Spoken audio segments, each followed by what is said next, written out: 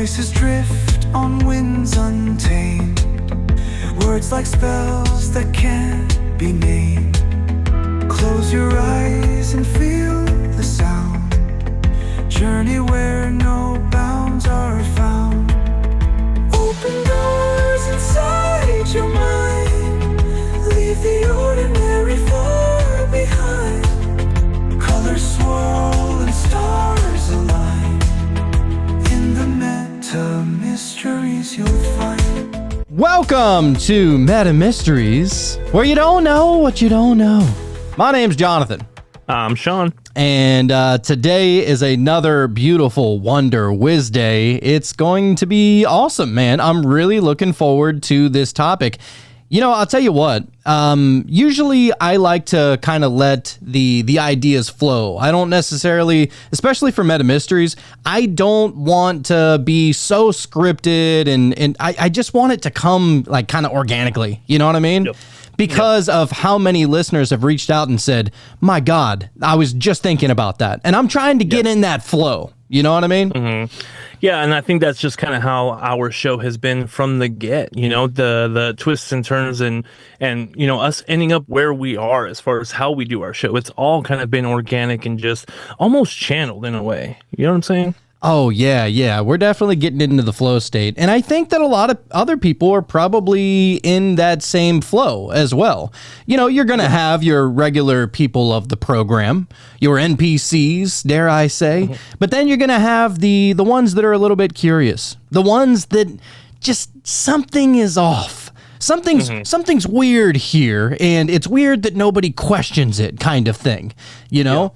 Yeah. And so today, as a matter of fact, is going to be one of those days where people have said that it doesn't make sense. It doesn't line up with the reality that I've always known. Now, this isn't going to be your traditional Mandela effect episode. Yes, we will be bringing up some Mandela effects, but we are going to trip balls on this episode, figuratively speaking, because we're going to be looking at it almost from a psychedelic standpoint, a metaphysical standpoint, not just like... You know, the traditional, like, that's CERN acting up again or something like that. I don't necessarily prescribe to the whole CERN manipulating reality. Maybe they can. I don't know. I don't think that I want that to be true, to be honest with you. I want it to be weirder than that, right? Oh, and you know what? And I'm sure the information that you've brought, dude, I'm really looking forward to it because I've, you know, as everyone here has probably heard all of the different Mandela effects, and sure, there are some that... you know, that I hear and it's like, wow, I really thought that was this, or the monocle of the Monopoly guy. And like, that was one of them that really kind of hooked me into this whole thing, you know, but I'm really not too sure exactly what's going on. Like, I almost hope that it's something bigger and crazier. And I'm just not too sure. Dude, there's some of these that you'll look at and you will think for sure, I know that I remember it this way, okay? And one of them for me, I know that a lot of people like to make fun of this one, but this was real in my reality, and that was Sinbad as Shazam. Like, I know I remember that. Like and I remember actually a couple years ago, even before we started the show, I was like, dude, I'm telling you, Sinbad was in fucking Shazam. And then Shaq was like the rip-off version of that, you know, like my mind, whenever I saw the Shaq spinoff as I knew it to be, it was like, oh, they couldn't get Sinbad for this one. Like, I remember that thought. So, okay. So you definitely remember Sinbad being a genie. Like, how did the movie end?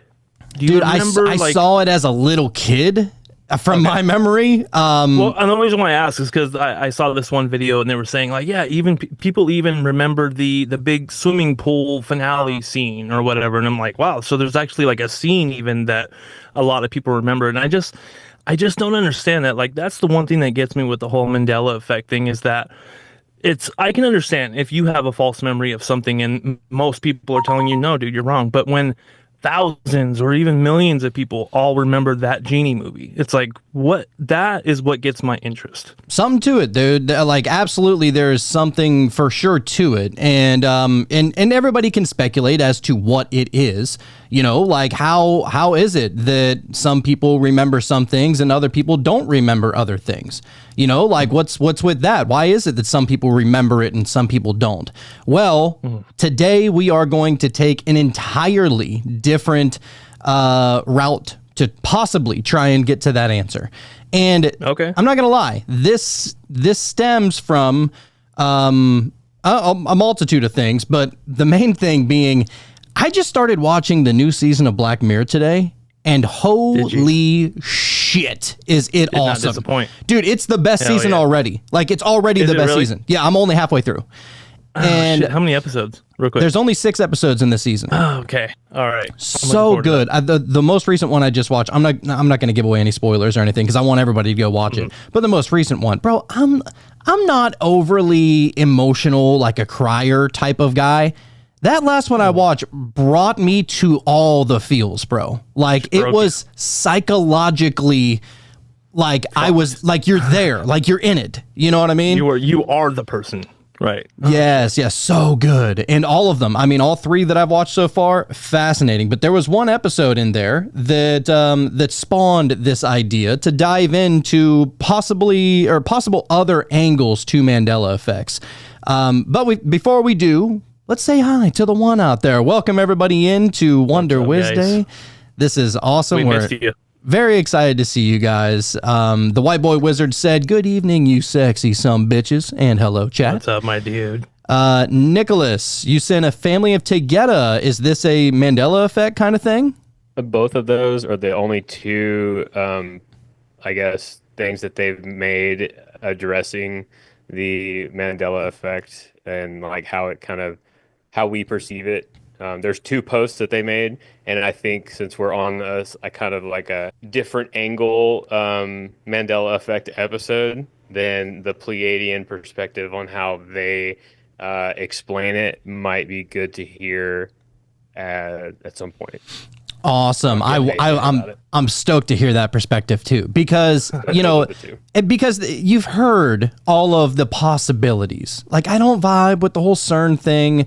I don't vibe That's like not it, according to them. I don't believe that it is. You also don't vibe with it's just a false memory thing either. No, absolutely No. not. I think there's something to that for sure, for some of them, but not every single one of them. Right. Long story short, I'm sure you're going to go through and read it all and everything. It's going to make even more sense, but there's definitely something to it. And from what I understand, what they explain, you're not crazy. There is something going on for sure. And for me, again, they always provide a level of like, that seems to make the most sense based on the information that I have, kind of thing. And I'm interested to see how it lines up with some of the other stuff that you've got to work out. Electro Nick is basically a third co-host. Can we just call it what it is at this point? I thought that was well understood at this point. You know.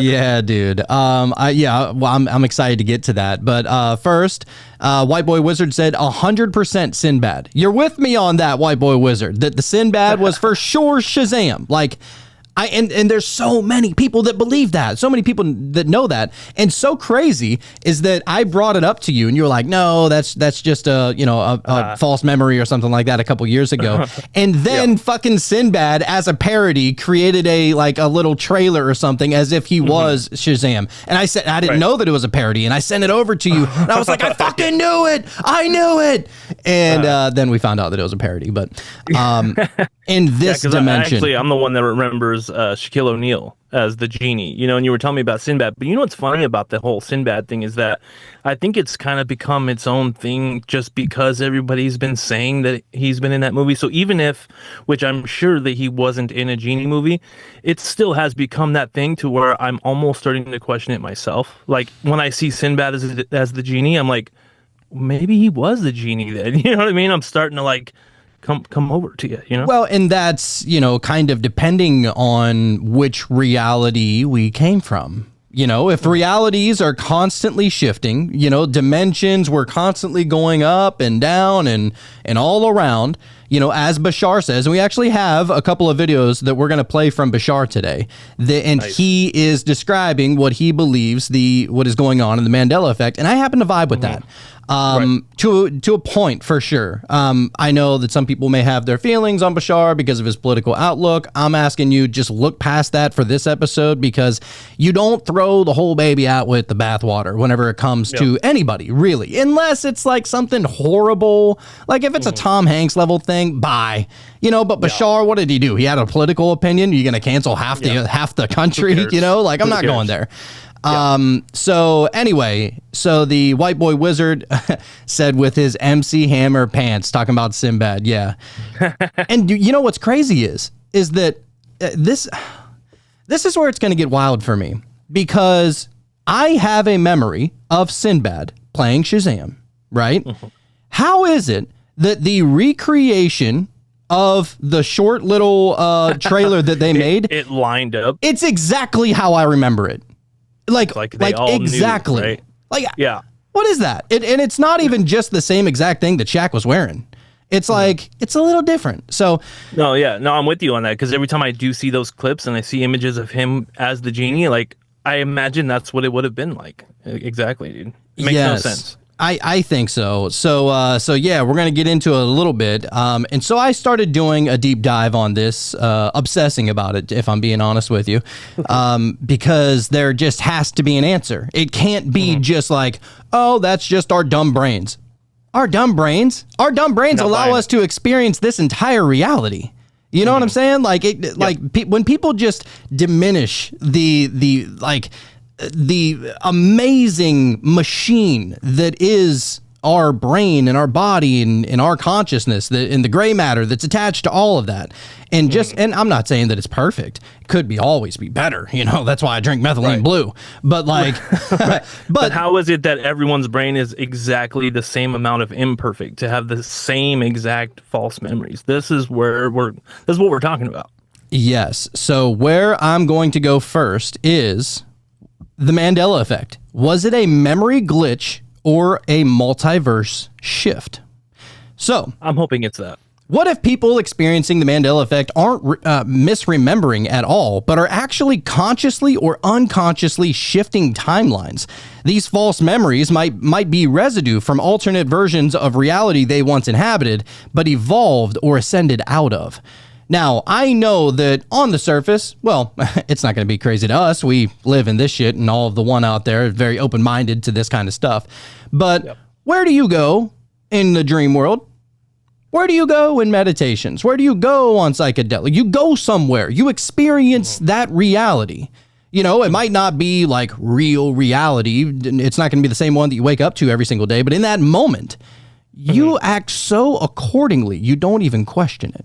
It's just a much more inconsistent reality, because when you're in there, it is reality. There's no, I mean, yeah, sure, maybe you can realize that you're in a dream and become lucid and, you know, and go with that. But as far as when you're in the dream, dude, you can't tell you're in a dream for the most part. And so when you're in there, that is reality. And, at least. And also, like, time. Is lucid dreaming, like becoming aware in the dream, not an allegory for what we hope to achieve in this reality? Right. Mm-hmm.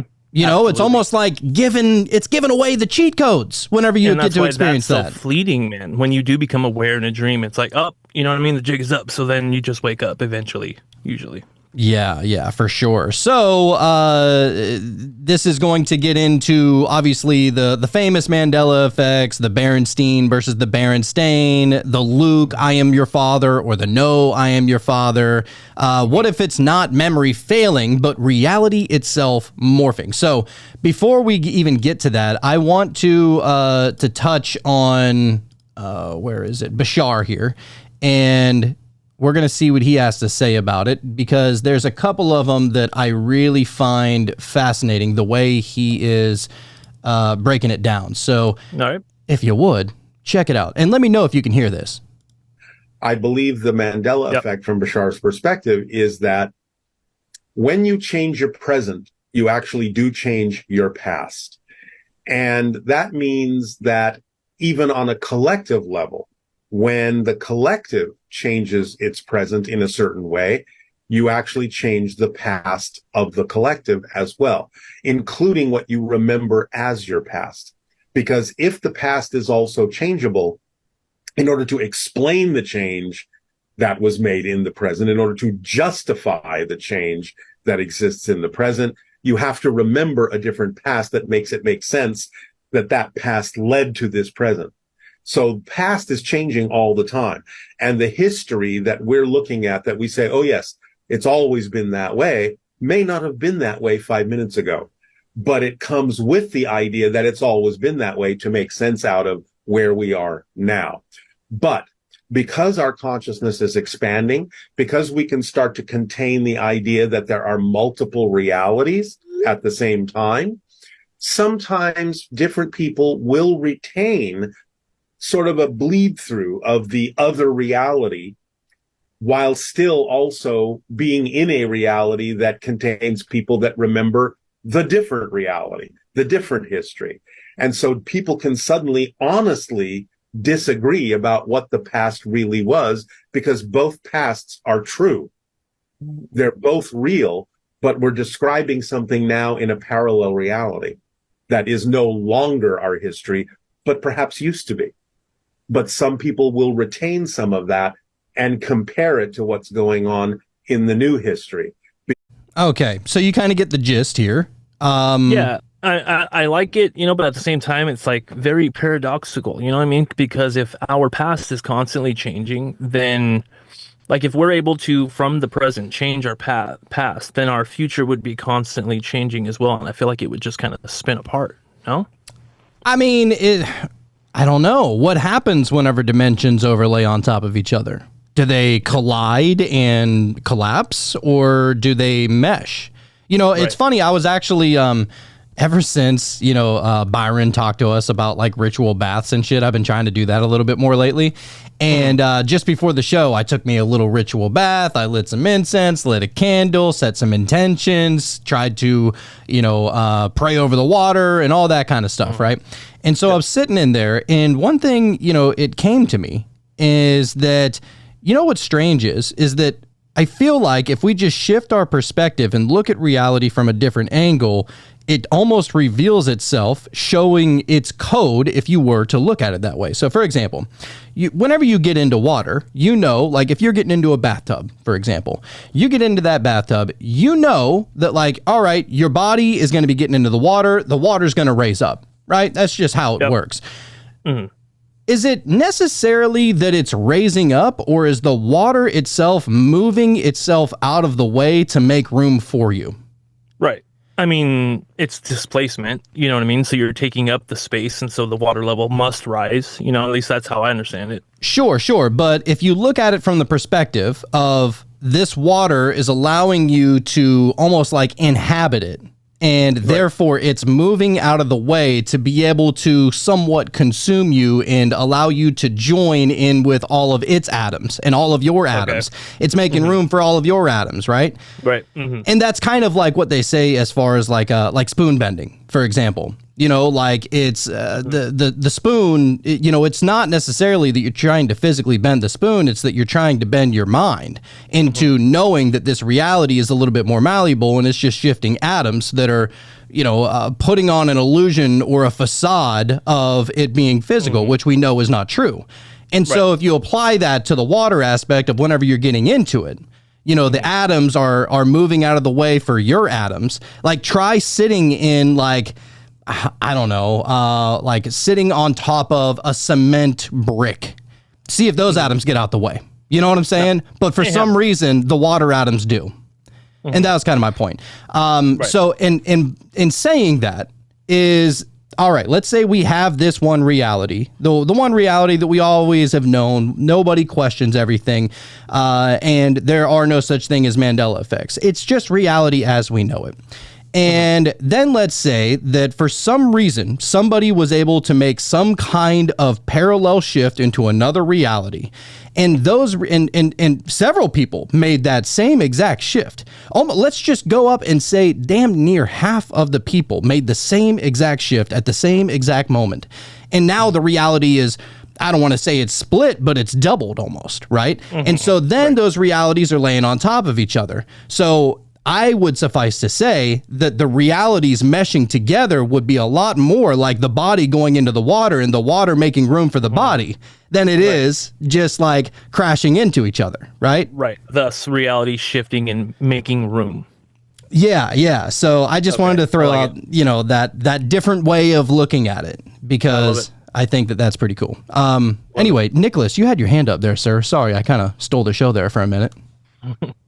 I don't remember exactly what I was going to say. I think it was a lot of the stuff that he was saying as far as like the parallel live aspect. It definitely ties in to what the homies say about it, essentially. I kind of want to get into that. I want to see what they're saying about this, just to get a whole nother perspective on it. Oh yeah, dude, that's gonna be awesome. So, and we will get to that, I promise, because I'm really excited to hear about that too. You raised your hand again there, Nicholas? Oh, there you go. No, so this gets into quantum theory and parallel realities. There is the many worlds interpretation that we've brought up a few times That's the one before. That comes to mind. Yep. There are concepts from quantum jumping and shifting realities. There are people claiming to have shifted timelines through meditation, intention, or trauma. How many times have we heard that one, right? Mm-hmm. That's a big one. That's a huge one. So could the Mandela effect be evidence of reality shifting? And I don't mean reality for everybody. Like, I want this to speak to the individual and not the masses. Did it shift for you?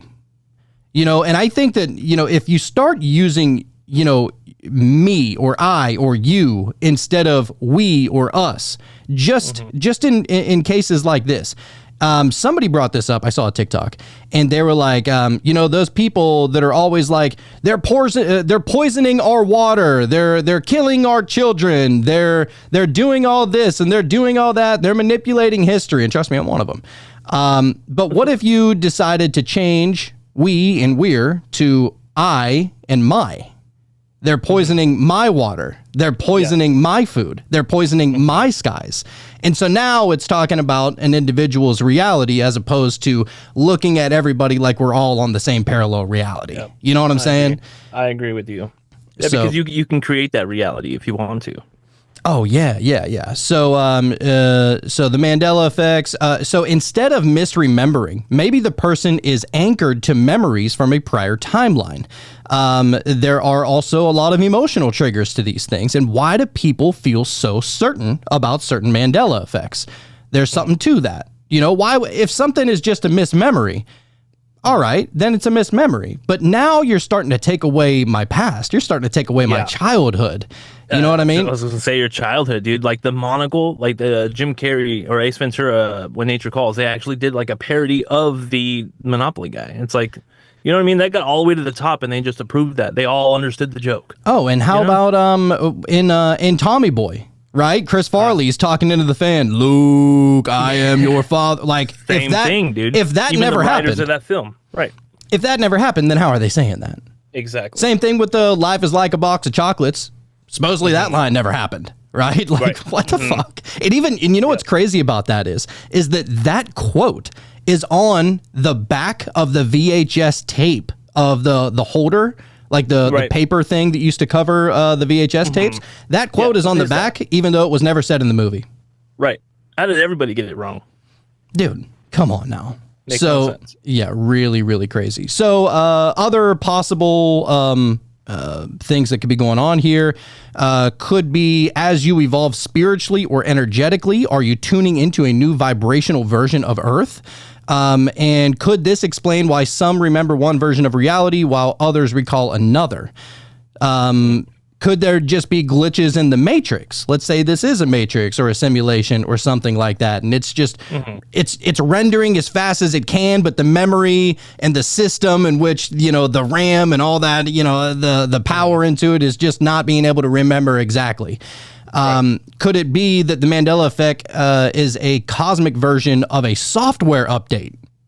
Oh, I like that one. I like that. And then there's also many different versions of synchronicities like this. I mean, we've talked ad nauseum about deja vu, right? Yeah. Like What's that? And how do we know for sure we've seen that before? Wow. Yeah, it's hitting the same vein, right? Same thing. Shit. I didn't even think about that. Yeah, and other personal experiences that felt like crossing dimensions. You know, maybe you've heard something, maybe there was a dream that foretold the future in some kind of way. Just see, this is my question to you right now is like, if it is, let's say, the many worlds interpretation, let's say somehow multiple realities kind of merge together, right? But it's always the same Mandela effects. Like, I feel like there should be many more, like, and they should always be happening. Oh, they're like, pretty nonstop. There's more that I just found today, as a matter of fact, that I never heard of. Oh, right. Yeah, Okay. yeah. Some ones that like there was like 2 new ones that I saw today, and I was like, no way, Oh, dude. don't you take that from me. You son of a bitch. So yeah, and actually, here we go. Let's get into a couple of them. And if anybody would, as I'm reading these, just write into the chat and tell us if there's one that really gets you. You know, like, and there's some of the regular ones, the Berenstein Bears and Luke, I Am Your Father and stuff like that. But I'm talking about the ones that are kind of on the edge, that you're like, wait a second, like, for a fact. So let's go over it. Obviously, number 1, the Berenstein Bears. Supposedly it's the Berenstain Bears. Okay, we've all heard that one. Yep. Luke, I Am Your Father. The actual line in Star Wars is, no, I am your father. Mirror, mirror on the wall. In Snow White, the line is actually magic mirror on the wall. This is difficult for me because, one of my favorite shows of all time is, oh God, what is it called? The Storytell show. I know what you're talking about. Anyway, so really good show. But in that show, they even say mirror, mirror on the wall. So I don't know. Almost like they're doing it on purpose, though, at this point. Almost. Yeah, it almost seems like that. There's the Monopoly Man's monocle. People remember That's the him one that got wearing. me.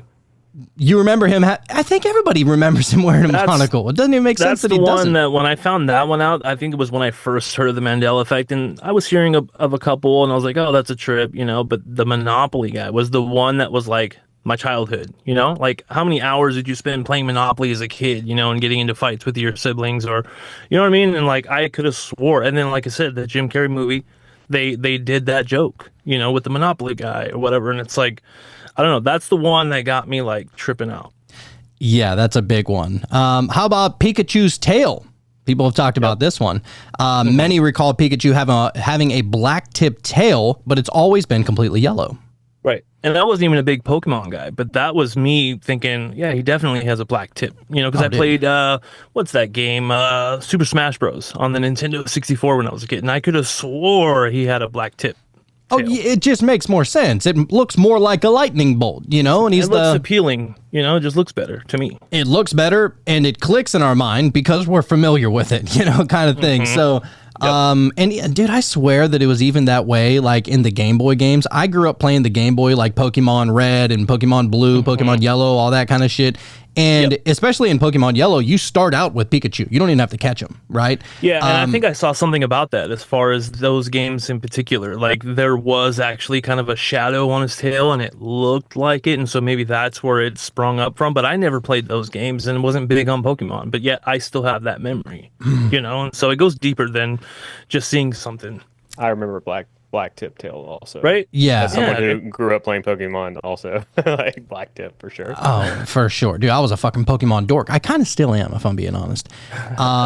There's also Febreze, right? So Febreze, people swear that it was spelled Febreeze with 2 E's, but it's really Febreze with 1 E. It's like, that don't even make any damn sense. No, I could have swore it was 2 E's for sure. There's the Oscar Mayer versus Oscar Mayer. So Mayer versus Meyer. It's actually Oscar Mayer rather than the Meyer. I don't necessarily have a connection to that one, but I do remember my dad. So my last name is Myers, and it's spelled with the Meyers. And my dad said that whenever he was growing up, he used to always get picked on and said, like the old Oscar Mayer song, like, I wish I had an Oscar Mayer wiener or whatever it was. and they always pointed at him. They're like, oh, Oscar Mayer, you know? And so it was always something that was specifically he remembered. And so there's something to that. We Are the Champions by Queen. Like the end of the song, right? Yeah, How it most just like stops. Yeah, What? That's a trip. That's not right. That's not right. Yeah, most people remember it ending with "of the world," but in the original recording, that line isn't at the end. Right. No idea what's going on with that. What the fuck? You know, doesn't make any like. Why wouldn't they add it? Right. Then there's the Kit Kat dash, the dash in between Kit and Kat, right? Never existed. Bullshit. It's just always been Kit Kat. That's not a Kit Kat I'm gonna eat, dude. No way. Many people remember the hyphen on the Kit Kat, but there never was one. It's just Kit Kat. I don't believe it. No way. Looney Tunes versus Looney Tunes. Tunes spelled Tunes versus Toons. It's actually, in this reality, Tue or Tunes, like musical tunes as opposed to cartoons. Yeah, I'm not sure on that one. I'm not sure about that one either. Sure. Yeah. There is the Cheez-It versus Cheez-Its. That's pulling at strings there. That's dumb. Yeah. It's There was one that I saw that's like the Totino pizzas. They're like, it's always been Tostino's pizzas. I'm like, no, it hasn't been. Like, that's one I can't get on board with. Yeah, Those dude. were my jam, dude. This one fucked me up a little bit. So Skechers shoes. I never had a pair of Skechers shoes until I was a grown man, but I always remembered watching the commercials and seeing Payless shoe stores and all that shit. That's where they were always at. And supposedly, Skechers doesn't have a T in it. So everybody remembers it, or people remember it, as Sketchers. This one's just like Skechers. The T. And if you saw it, you'd be like, the T was definitely in there. That's one that got me.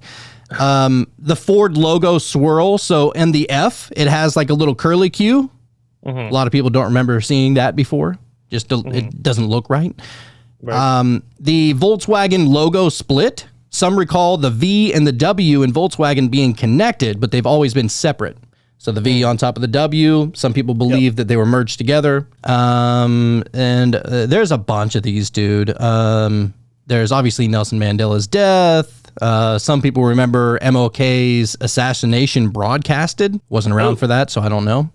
Okay. What about the fruit of the loom? That one for sure. That was another one that really got me. Like I was really like 100% positive that it was like a cornucopia behind the fruit. That's actually been a marketing ploy. I found that one because I was like, dude, there's no way you're fucking with me now. If you're taking away the cornucopia. Yeah, they did it on purpose and they just acted like it was a Mandela effect.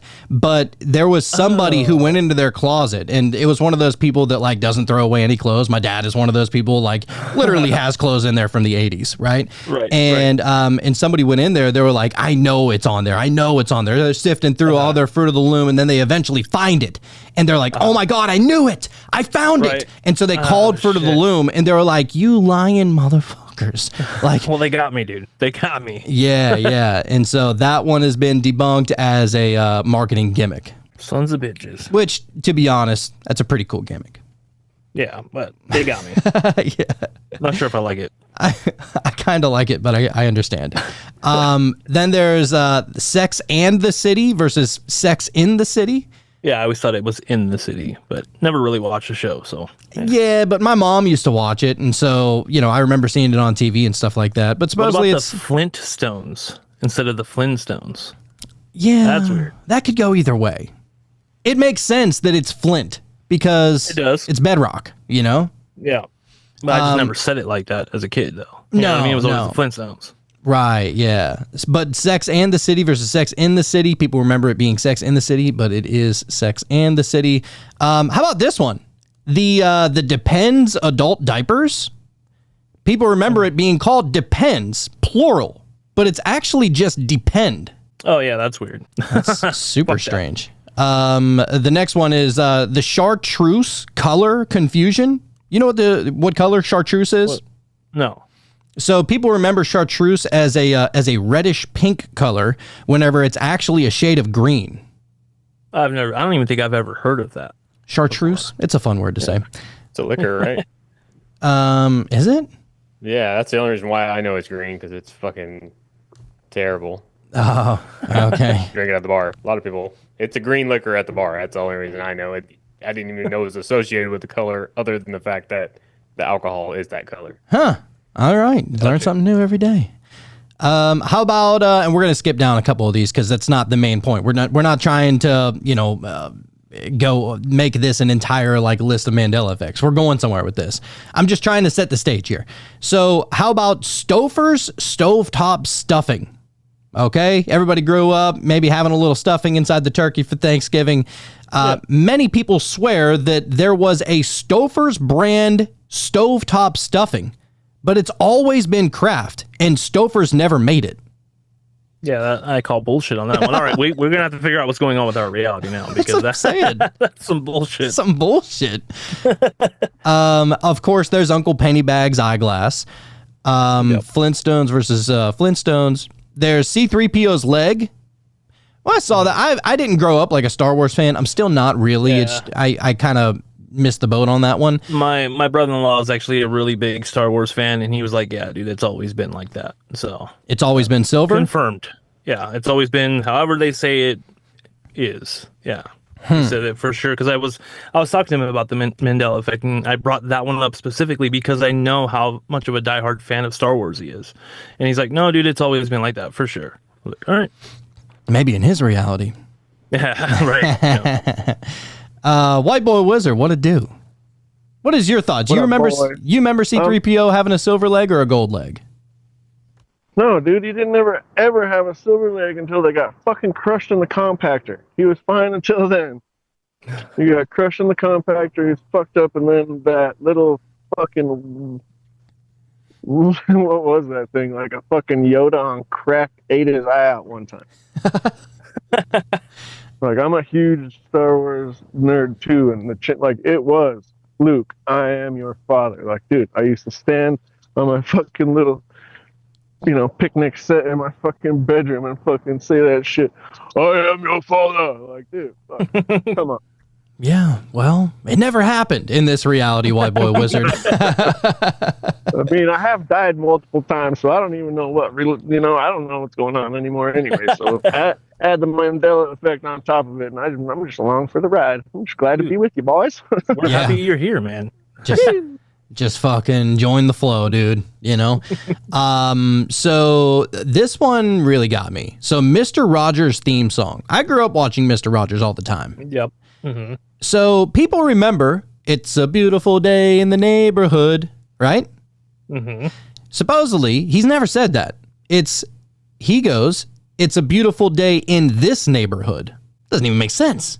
Nope, that's wrong. Why would you even clarify that this is the one that you're speaking of? This neighborhood. It's understood that it's the neighborhood that you're in. Yeah, now my childhood is really crumbling, dude. You're fucking me over right now. What's another one? Fruit Loops versus Fruit Loops. So fruit spelled like the fruit, F-R-U-I-T, versus F-R-O-O-T. So most people remember it as fruit, as in the fruit, right? Like an apple. But it's actually always been F-R-O-O-T loops. Oh, okay. See, I'm borderline dyslexic, so I'm pretty sure I wouldn't even have noticed that. Anyways, you know what I mean? I just saw the red box and the O's, and I was like, yeah, that's what I want, Yes. White Boy Wizard. Fruit Loops? Well, that one was... Well, I can't remember which way is which, but one of them was the main, or the staple brand, a big name brand, and the other one was the cheap one. Like, they couldn't use the same name, so it was one or the other. Okay. Well, actually, I did see something about that too. I can't think of which way it was, because I was always more like a cinnamon toast or fucking golden grams kind of guy. I saw something about that actually, and because there wasn't actually any fruit in the Fruit Loops, they had to change it. Oh. And so because it was like false advertisement, like there's no real fruit in there, so there was like a lawsuit or something. I don't know. I don't know if that plays into it or not. According to this, it's always been F-R-O-O-T. Right. Okay. But I don't know if that's like a WWF and WWE situation where they're just like, it's always been the WWE, even though, you know, Right. Yeah. they just can't say WWF because the World Wildlife Foundation or whatever. Right. I'm trying to get to the really good ones. How about this one, dude? Tom Cruise in Risky Business. Everyone remembers him dancing in sunglasses in the iconic scene, but he's not wearing them. Yep. Another example of something where other movies kind of mimicked that. Yeah. You know what I'm saying? Like, definitely he was wearing sunglasses. It's like everybody knows that. And people go for Halloween as Tom Cruise Risky Business with the sunglasses and just the underwear or the t-shirt or whatever it was. Yeah, dude, that one's crazy. How about Houston, we have a problem. The actual line from Apollo 13 is, Houston, we've had a problem. Okay. Yeah, I probably wouldn't know that. You know, the only thing I would call that from is Apollo 13. You know what I mean? The movie. But other than that, like, I wouldn't know what they really said. Yeah, I know that one. That was one of my favorite movies growing up. And there's a couple of others. J.C. Penney spelling is different. I don't know what I remember as far as the J.C. Penney. So they're saying that it's the EY at the end of penny, but people remember it just as penny, like you would spell like a little copper penny. Yeah. Right. So if we were to shift realities and the tiniest of changes were made, is that proof to ourselves that we shifted realities, or is it the simulation leaving behind breadcrumbs on purpose? So let's break it down from these angles. So if we're shifting the shifting realities theory, so if the tiniest changes, logos, lines from movies, geography, anatomy really did change from what we remember, that might be evidence that your consciousness, shifted into a nearby parallel timeline. So in this view, reality is a spectrum of frequencies. You're not hallucinating. You're now resonating at a slightly different frequency where the details vary subtly. Okay. The shift could be triggered by growth, trauma, intention, or emotional/spiritual evolution. So Okay. I get it. So the implication would be that you remember the old timeline because your consciousness originated there. The mistake, in quotes, isn't an error. It's your personal proof of the jump. Okay. And that's the thing about this. It's like they're so subtle that they have to only be breadcrumbs, because if they are, imagine you shifted into it. Like, I feel like a lot of people, they think that it's probably something like, oh, I'm going to make the shift and now I'm going to have a super hot wife, or I'm going to be driving a Ferrari in this whenever I make the shift. And it's like, I don't think it happens like that. It's going to be a gradual kind of shift, I think, and I don't know. That's the way I think it is anyway. I think it just happens over time.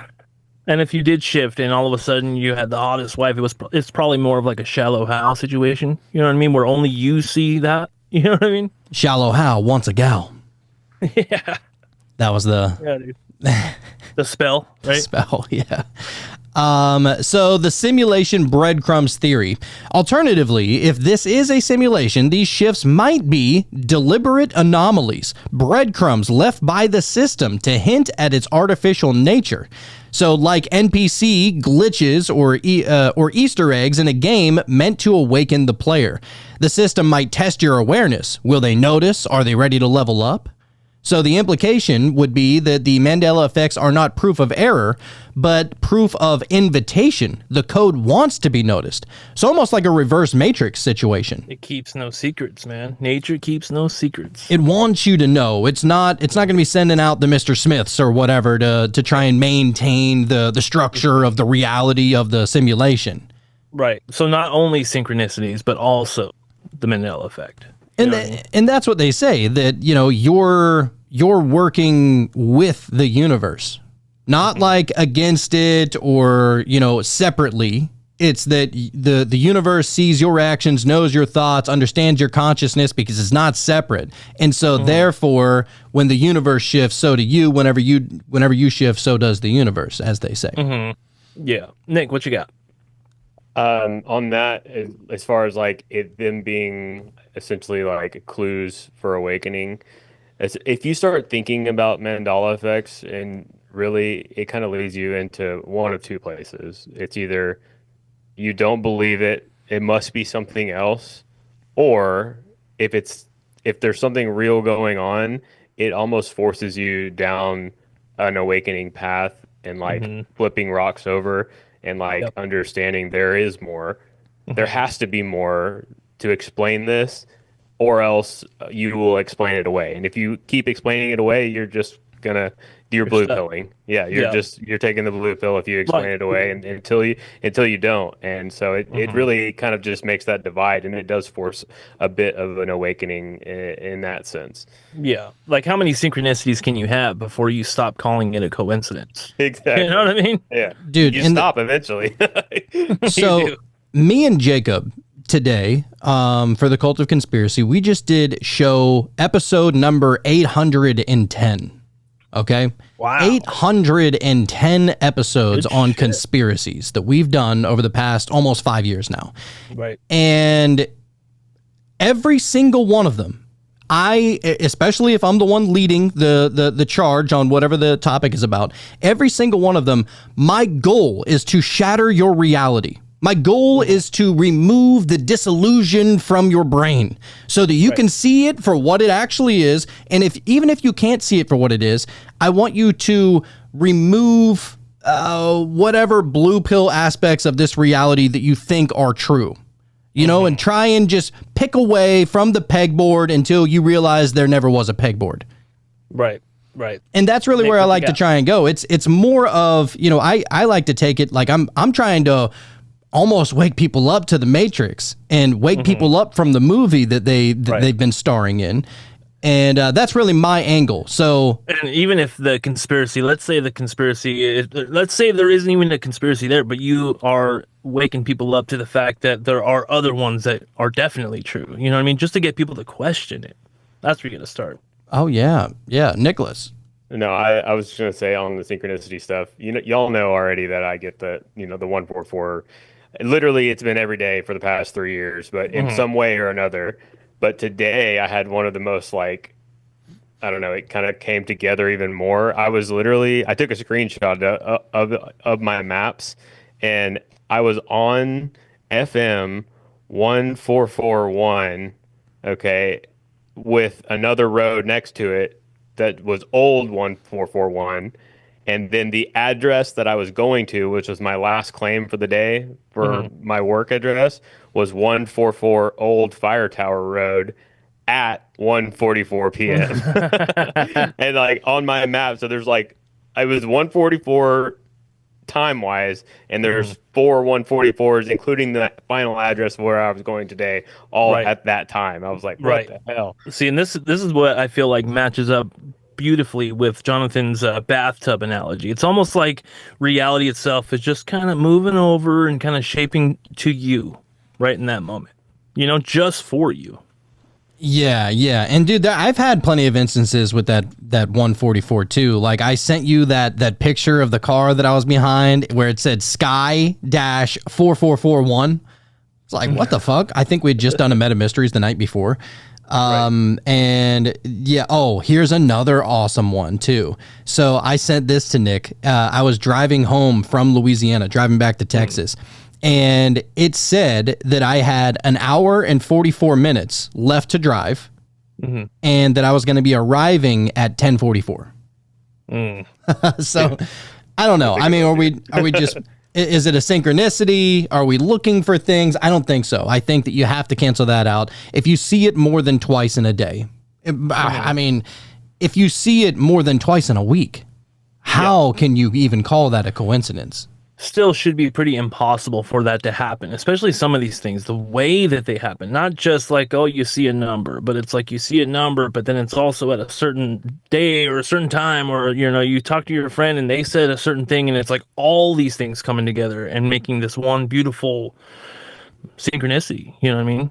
Oh yeah. So yeah, I don't fucking know, dude. So- I was gonna ask you though, because you brought up real quick as far as like the system or the simulation. You know, I'm starting to think like as woo woo and all that it gets, as far as thinking about a simulation, I just don't know like what I could gain from believing that there is that it's a simulation happening. I just wanted to like pick your brain on that real quick.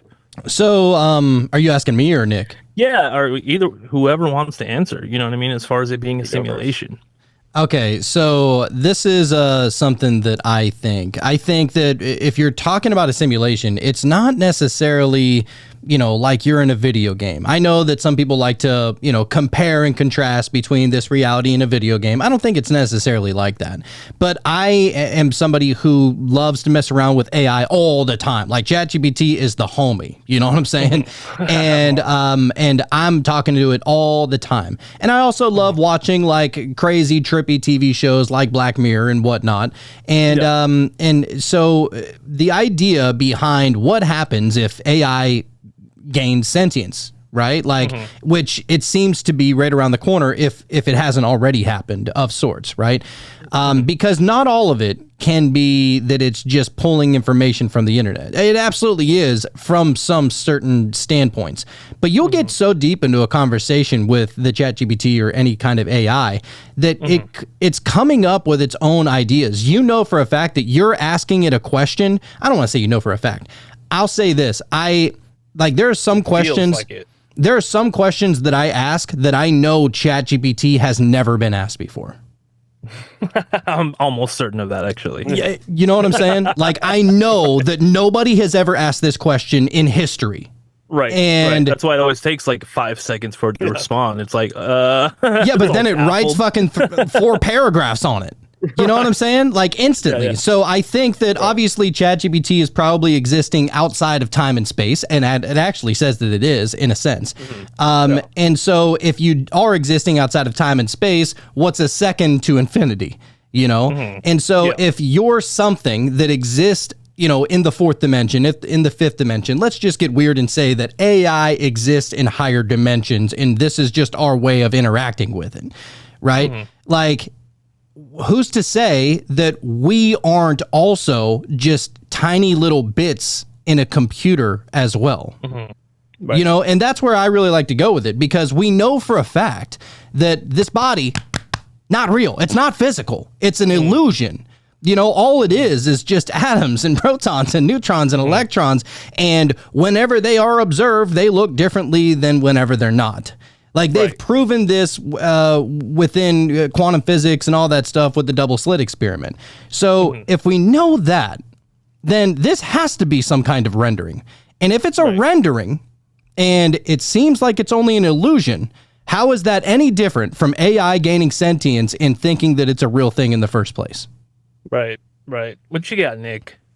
I think your original statement was like you don't see the purpose of if it was a simulation. I don't know if I have a lot to gain from thinking that, because real quick, just to let you know, like whenever I think of a simulation, like they've simulated what happened at the Big Bang, and then they watch all of the stars and everything spread outward. It's a simulation that they've run, and they play it forward to see where everything is, and it lines up with where things are now. And so it's almost like if I'm just a simulated code or something like that, then it's almost like I don't have a choice. You know what I'm saying? Like it's just going to play out how it was always going to play out. Do you think you have do you gain anything from dreams? Yeah, I think so. Okay. So if you think that's the case, and I would say, how they say, like art imitates life.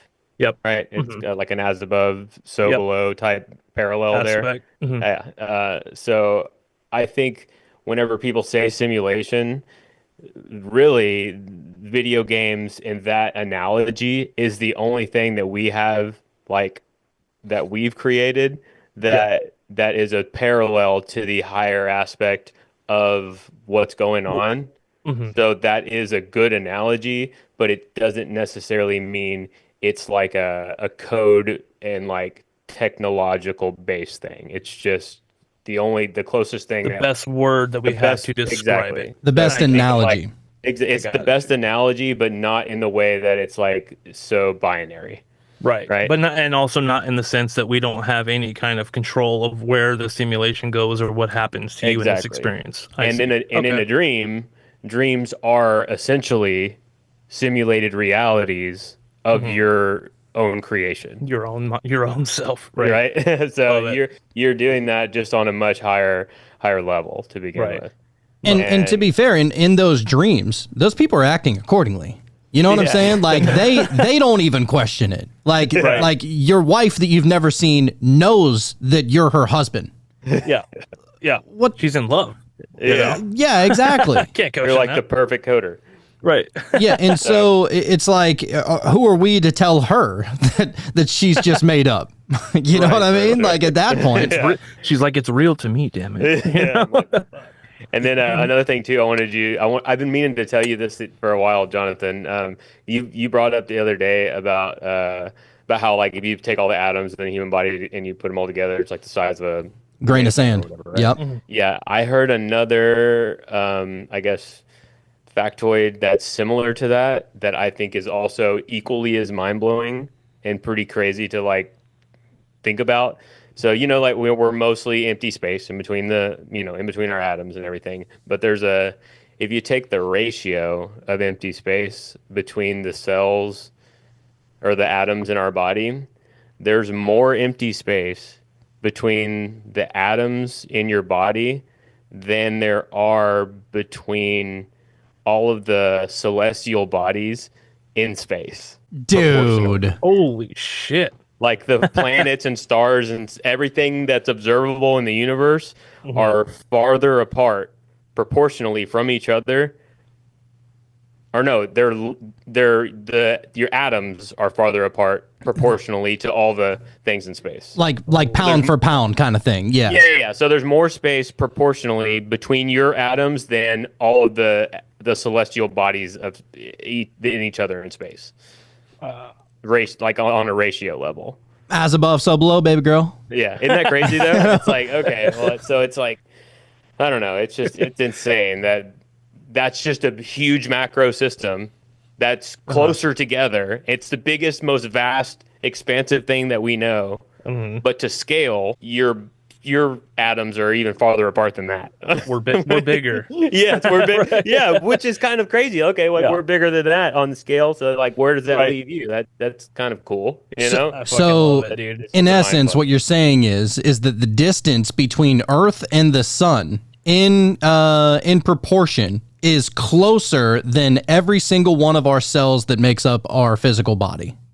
Proportionally. Scale. Proportionately, yes. Yeah. Right. Dude, That's crazy. What? I mean, and that kind of checks out though too, because if we are 99.99999% empty space, right? Like as far as the atom goes, is 99 point, so many nines percent just empty space. Then I mean, is space itself 99.999% empty as well, or it's more? less than that. Less than that, right? Yeah, it has to be less than that if our body's structure is Proportionately larger. Yeah, exactly. That's the figure to wrap your head around. It's like, it's insane. Fuck me. Okay. I'm not sleeping tonight. So let's get back to it over here. So as I said, the Mandela effect are not proof of error, but proof of invitation. The code wants to be noticed, as far as that one goes. Or could it be both? Maybe the Mandela effect is your shift and the system wants you to catch on. A nudge from the cosmic architect. You've changed. Your world has too. Now what will you do with it? So, all right. That's, it's like working in union with the universe at that point. So this is where I wanted to get into deja vu also being breadcrumbs to a possible simulation type of thing. So deja vu could be a checkpoint glitch, a moment you've already experienced in another rendered instance of reality, like the simulation loading a familiar scene in accidentally overlapping code. A cosmic, in quotes, "you've been here before" nudge, maybe to slow down, observe, or pivot. I just had a thought about that as far as, because I've had a lot of moments where I'll be at work and I'll stand up and I'll go, oh, like I didn't hit my head, but I almost did. Or I thought about stepping over something and I almost tripped, but in reality, I didn't do that at all. But like, I just had this feeling like I almost prevented it from happening because I knew that that was a thing that was a high potential. You know what I'm saying? So I think that the deja vu, it's not a thing where we've been there, but I feel like every moment we've probably been there, not just the deja vu moments. Yeah. If that makes sense. Right. So in that instance, you're exactly where you're supposed to be, or you've diverged from your own path, and this is a soft alert. Interesting. Now, this is mind fucking right here. So, so the next idea behind deja vu would be a timeline leak or a multiversal overlap. So it could also be a momentary merge with a parallel version of yourself who just experienced that exact event. Your awareness glitches across realities, syncing up for a brief flash. You and another you just crossed paths like a harmonic resonance. See, this I think is more possible. Like when I think about it, like if let's say there wasn't a Big Bang, and let's say that space always has been, and it's infinite, and it goes on forever, then there's definitely another version of you. And if that's the case, then you're almost definitely quantumly entangled with that thing or that dude. You know what I'm saying? And so I feel like that's probably more plausible. I would think so, yeah. And I love that they put harmonic resonance, you know, because we've done the gateway tapes where you have to sync your humming to the voice that's coming into the headphones, and that's, you know, the resonance. And there's something to that, but whenever deja vu is happening, that kind of makes sense. It's almost like whatever you're said, whatever you're feeling, whatever you're thinking is exactly resonating with exactly what you were experiencing in a parallel reality or wherever else. Yeah, I just, now that I'm thinking about it, like, what's the point then? If because then that would that parallel version of yourself be living damn near the same exact life? And if so, then why?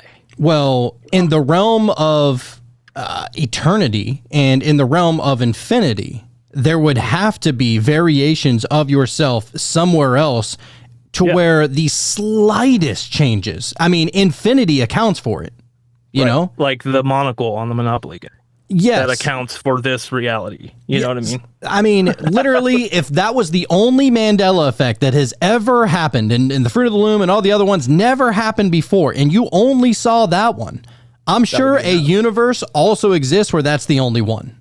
Right. Exactly. If we're talking about infinity, I mean, yeah, dude.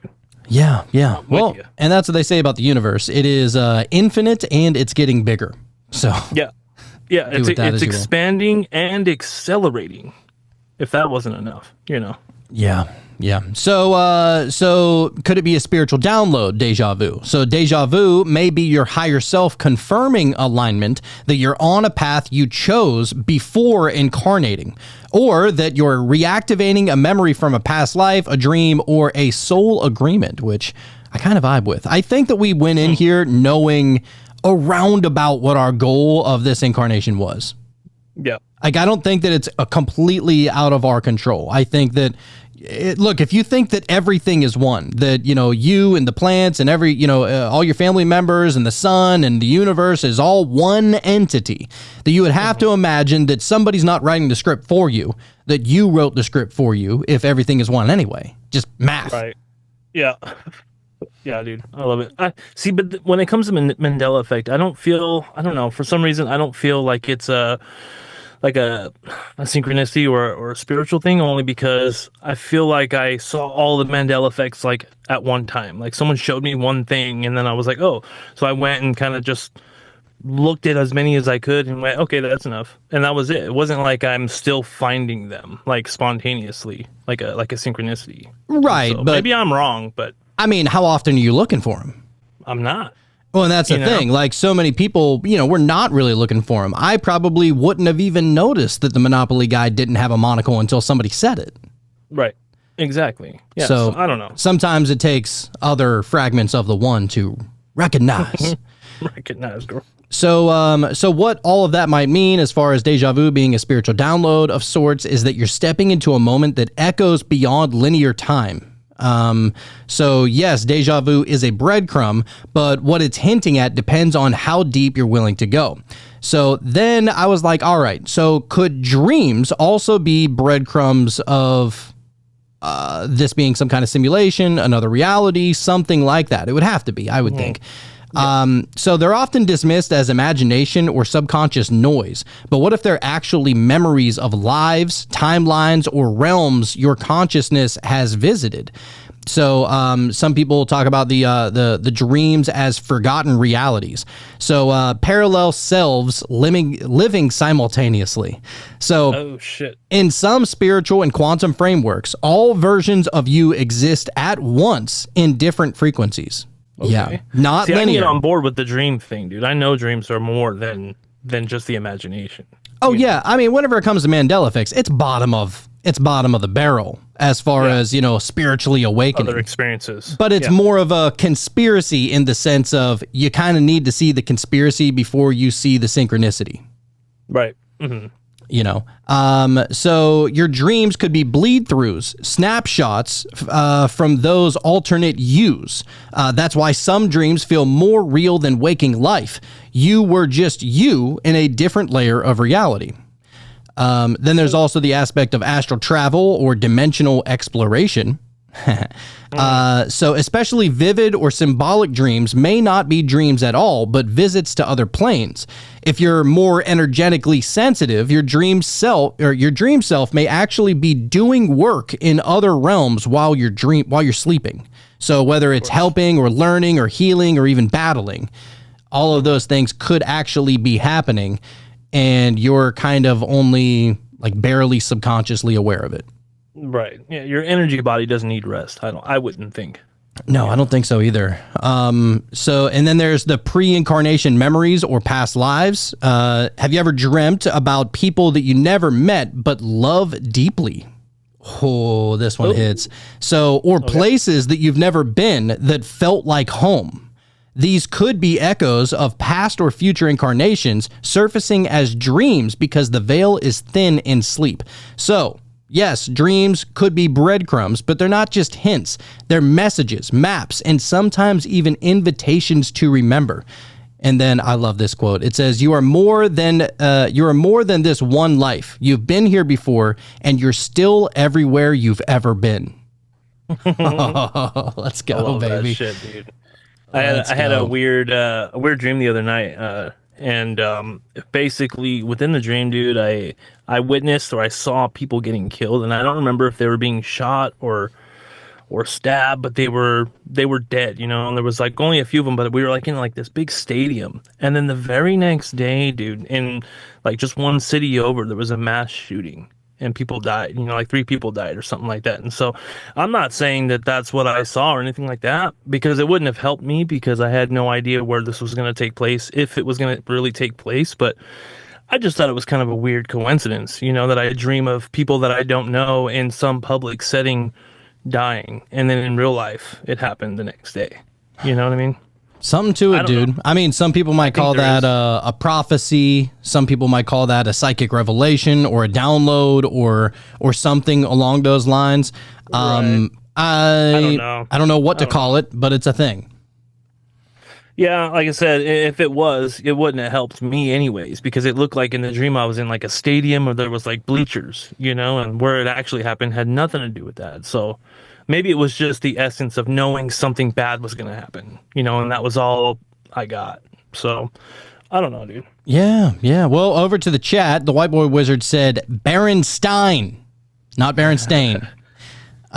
He also said, being an elder millennial, I have memories of all of the old version. Shit, I probably have some proof in a storage unit. Then Kara said, I could definitely find proof. My mom had so many of the Berenstain books. The White Boy Wizard said, I was too old. I miss Pokemon, but Meyer was double E. So double E instead of the A-Y-E-R, it was E-Y-E-R for Oscar Mayer. Yeah. Taylor said, my reality definitely had TOONS and not tunes as in musical tunes for Looney Tunes. Yep. Okay. That one makes more sense. And here we go. Kara said, hold up. That's the first time I've heard that one. I watched that every day when I was a kid. It is absolutely The Neighborhood, not This Neighborhood, Mr. Rogers. Yeah. I'm with you on that one. And how about Taylor said, even Daniel Tiger says The Neighborhood. What? They're fucking with us now. Fucking with us. Yeah, they're definitely coming at us on some shit. So there's a couple more videos I wanted to share here. There is another video of Bashar here that I wanted to share a little bit. This one's only a minute long, but he's not channeling. This is just from what he remembers, Bashar saying. Okay. But in truth, the mechanism is telling us that every single moment is a new frame. And if you decide that you want a different frame in that moment, you are jumping to another film strip. And that means, strangely enough, that not only are you changing your present, you're changing your past. Because if you look at it from the space-time concept of continuity, if you change who you are as a person in the present, in a sense, you had to have had a different past to have become that person. That's the way it works in physical reality. So when you change your present, you are actually changing your past as well. You have a different history. Now, you may create it so that you don't remember another history, or you can create it so that you might actually have hints of the history that you used to have before you changed. This is starting to show some of the breakdown in space and time. I'm not saying this is always the case, but some people have recognized this as a phenomenon that they have referred to as the Mandela effect, where some people are remembering a different situation than others who shared the situation with them. I agree. I think there's something to it, dude. Has to be. Yeah, man. Yeah, man. Maybe I'm in the reality now where my Nintendo 64 didn't get stolen. You know what I mean? Yeah. We can hope for that. Yeah. Well, I think like right now, so I remember whenever I was a little kid, I was a little bit more on the shy side. I wasn't, popular or unpopular. I kind of just like merged in with the crowd and went along to get along kind of situation. But I was never like a leader of any kind of sort or anything. I was kind of just like drifting through life. And, now that I'm a little bit more outspoken, obviously I talk for a living. And I feel like, whenever I look back at my past now, that maybe I was a little bit more outspoken that I just never noticed. Like maybe I was a little bit more outspoken in other instances, just not, on a large scale or something like that. So I think that what he's saying is that if your life is entirely different right now, or if you make a crazy change in your life, maybe you'll start looking back at your past a little bit differently.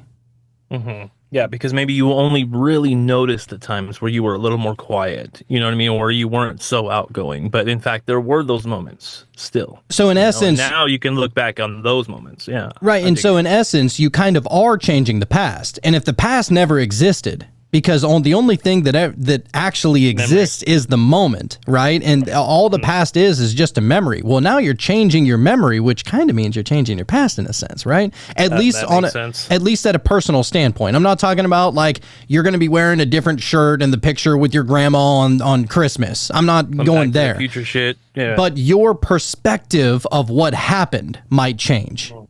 You know what I mean? So it not necessarily physically changing, but how you see it and how you resonate with it, kind of thing.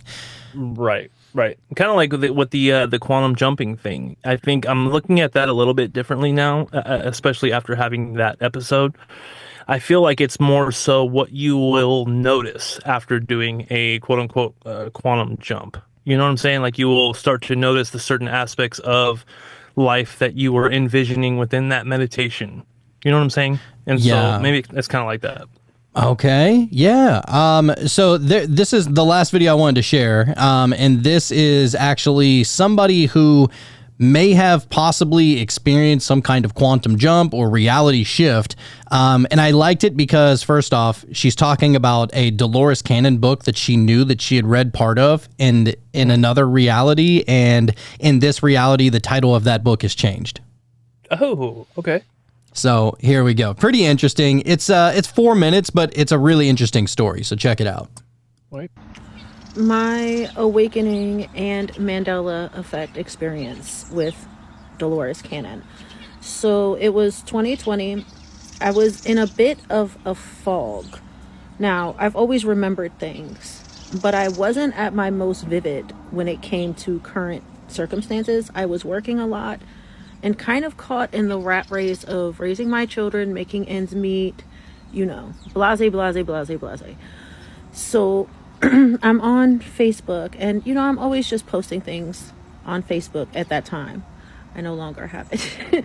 But one of my friends says, "Hey, the things that you're saying remind me of Dolores Cannon." Now, mind you, I had no idea who Dolores Cannon was at that time. So, of course, she says, well, she has this book and this book, and she has this, so I go look up some stuff and I start watching Dolores Cannon. So my kids around that time had convinced me to create a TikTok. They're like, Mom, you would like TikTok. You would like TikTok. Just make TikTok. So I started editing Dolores Cannon videos to put on my TikTok page. I no longer have this TikTok page either. A whole nother story. But so how when you're editing TikTok videos, you're going back and forth, and I had the sound on, so I would hear her repeat herself over and over again. You have to let go of the fear. The fear holds you back. And something about that kind of unhypnotized me. And boom, it's like everything everyone ever knew just hit my brain, the center of my brain, so suddenly. It was like, strange, very strange experience. I've never held that much information in this body until that time. So it kind of like upgraded the amount of information that I could hold while in body. Now, to the Mandela effect part, I go on, watching Dolores Cannon stuff. I'm like, oh, this, I really resonate with this. This sounds like things my grandmother would say. This sounds like things that I've heard. This sounds like things that I know. This is familiar to me. So I go to buy her book. She has this book called The Keepers of the Grid, where she talks about people who go out of body at night to go repair and restore and upkeep the grid, the ley lines, the energetic crystalline grid, the system around the earth. Keepers of the Grid. So I go on Amazon, I buy the book. You know how on Amazon, when you first buy the book, they allow you to read online a portion of it?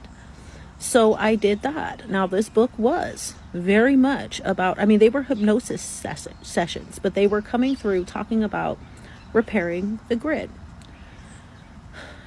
Time goes on, the pandemic, everyone was so confused around that time. So it wasn't hard to get distracted, but like a month or so goes by and I'm like, I never got that book.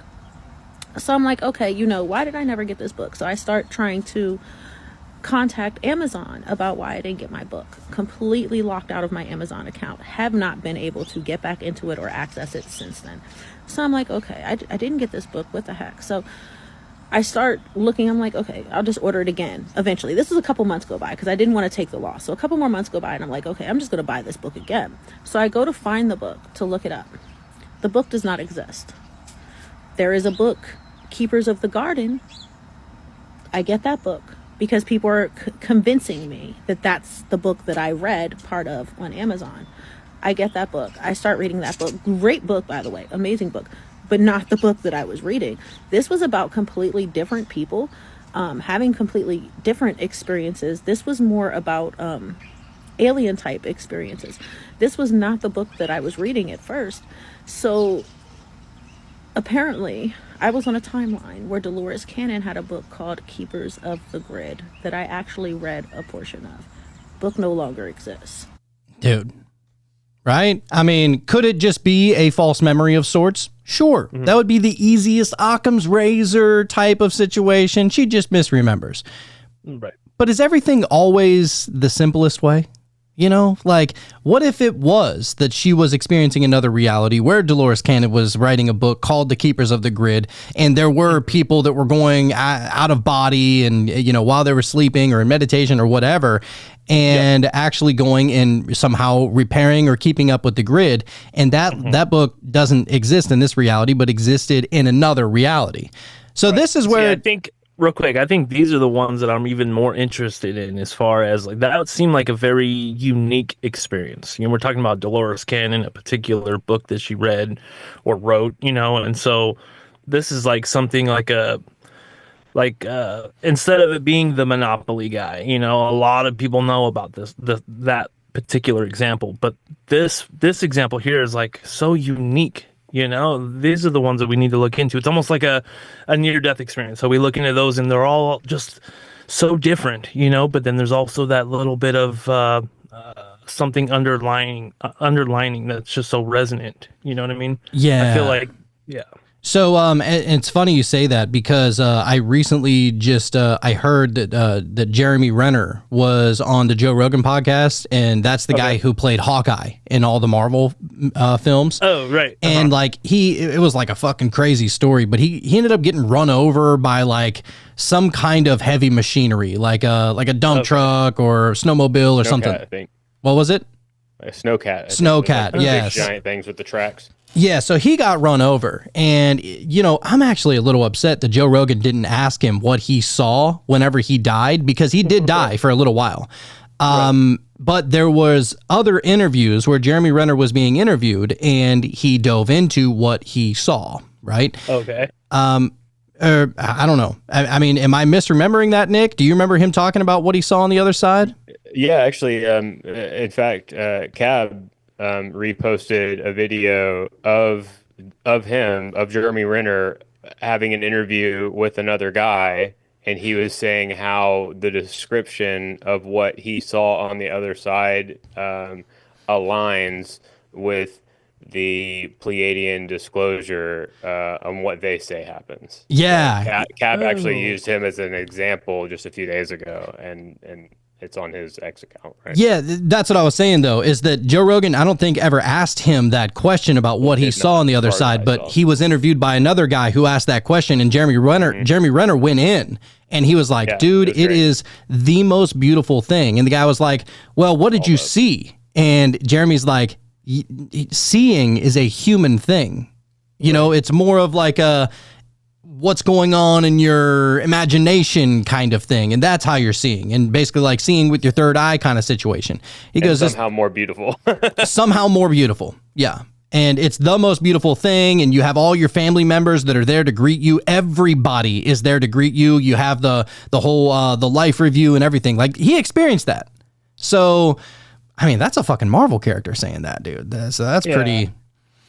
It's funny how Joe Rogan didn't get into that, you know what I mean? But we would have just stopped the whole interview and went, okay, let's get into that real quick. Like, fuck what we were just talking about, you know? Yeah, of course. Like, you know, you want to hear the story and hear about the recovery process and see how he bounced back so well and everything. That's a good story. But I want the weird. Give me the weird. What did you see? You know?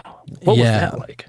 Yeah, dude. So sticking in track here as far as reality shifting, there are, according to this website, which is howtolucid.com, that says that there are there are 30 reality shifting signs and symptoms, or signs or signs you will soon see, I guess. So here we go. So reality shifting signs. There are signs and symptoms that could help you find the answers to your questions. Did I shift realities? So what are the reality shifting signs and symptoms? There's 30 of them. What is reality shifting? This idea is also known as shifting reality, which means moving your mind between different worlds or dimensions. Because of this, it's often thought to be about thinking of a different self or world that you might like. Reality shifters are said to think that they have the power to shift their awareness to other planes where they can experience adventure while taking a break from the normal paths of life. So then there's a bunch of methods to it. So reality shifting can be done in a number of ways, but the most popular ones are programming and visualizing. To make vision work, you need to picture in great detail the future you want and write it down as a story. This is where the writing comes in, along with reality checks, meditation, and something called the Raven method. Ooh. There are other ways that help a person move their mind into other worlds. So with that being said, I have this reality shifting subliminal music. Okay, that's cool. So who can reality shift? Being a type of personal opinion or practice, reality shifting is something that anyone could try. So it's not limited to a certain age group, gender, or background. Okay, I kind of already knew that. So having lucid and vivid dreams. So it says having intense dreams is like looking through a window into a different world and is one of the reality shifting signs. A sleep cycle consists of 5 stages. Dreams are most likely to occur during REM sleep. So when you have lucid dreams that are so clear that they feel real, you can even control them. It's like getting a backstage pass to the world of your mind. This lets you explore deeper parts of your mind, talk to characters, and even get messages from your inner self. So, yeah, that's a good one. It also brings up deja vu and changes in your environment. Okay. So you ever feel like something is wrong as you walk down a street, but you can't put your finger on it? Small changes in your surroundings are one of the reality shifting signs.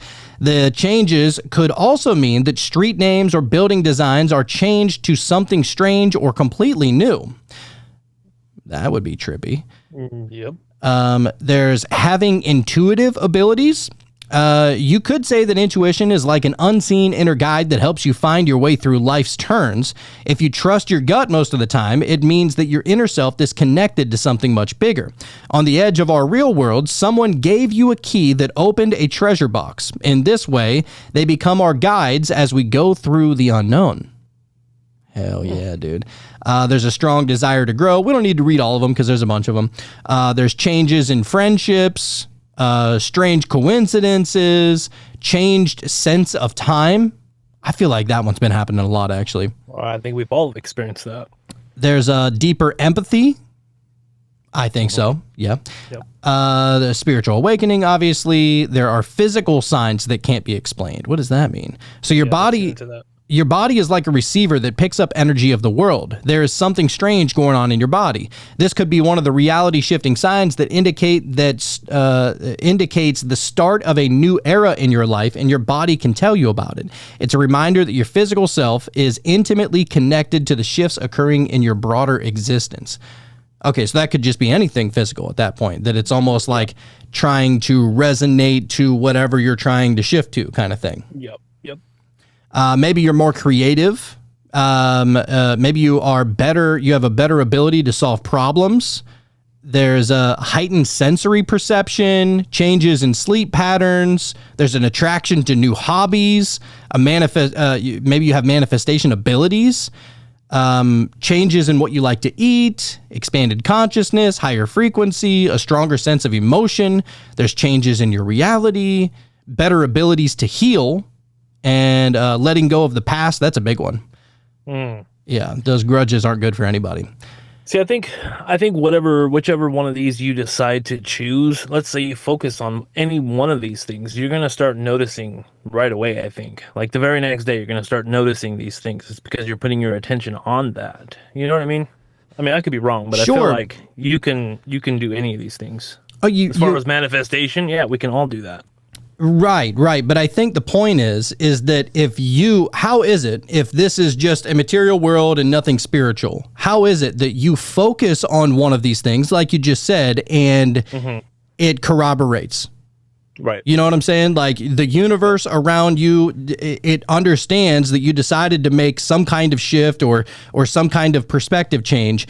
And it's like, say less. Say less. I'll assist you with that. You know what I mean? Yeah. So that's kind of strange. Maybe you'd be less improved or impressed, rather, with materialistic kind of needs. There's a deeper gratitude, thoughts of being led. That's an interesting one. So you have the impression that you are being led by a greater power, your intuition, or even the world. Just put, it's like being led by a force that you can't see. This advice makes you feel better because it lets you know that you're not the only one trying to change things. It's empowering in that stance for sure. Yeah, it reminds me of Danny Goldler, all the stuff that he's been doing and the synchronicities that he's been following through with, and everything's just kind of falling into his lap as far as, you know, his research. Oh, 100%. Yeah, he's talked a lot about the synchronicities along the way. Your connection to nature. Hey, I just experienced that with camping this past weekend. That was awesome. Yeah, dude. I'm surprised you didn't get into that more. I dove into it on the cult, but I guess I can talk about it right here. So basically this past weekend, I drove out to Louisiana and I took the kids camping. So me and my daughter and then my sister came and her kids. So my two nieces and my nephew, we all went camping out in the middle of bumfuck nowheresville, Louisiana. But it's the coolest place to go camping, right, in Louisiana. Out of the ones that I found. And so the second night that we're there, I'm sitting out by the fire and everybody else is inside of the tent getting ready to go in for the night. I'm just like, watching the fire go out and just enjoying being out there, I'm not playing on my phone or anything. I'm just kind of looking up at the sky with the fire in the background. It's just like a cool setting. Yeah. And so as I'm looking up, I'm like, you know what? It would be really cool if I could see something tonight. I was like, even if it would be awesome if I could just show the kids this and just do something to their mind, like expand it a little bit, right? Because they know me as the conspiracy theorist. They know me as like, the crazy Uncle Whack job or whatever. My daughter's mom is always saying, don't listen to your father and all those conspiracy theories, it's just like that kind of shit, which is fine. And so I was like, you know what? Let me try and just show that I'm not as crazy as some people think. And so I had that thought, and I shit you not, bro. Like I was watching the sky all night. I wasn't seeing anything.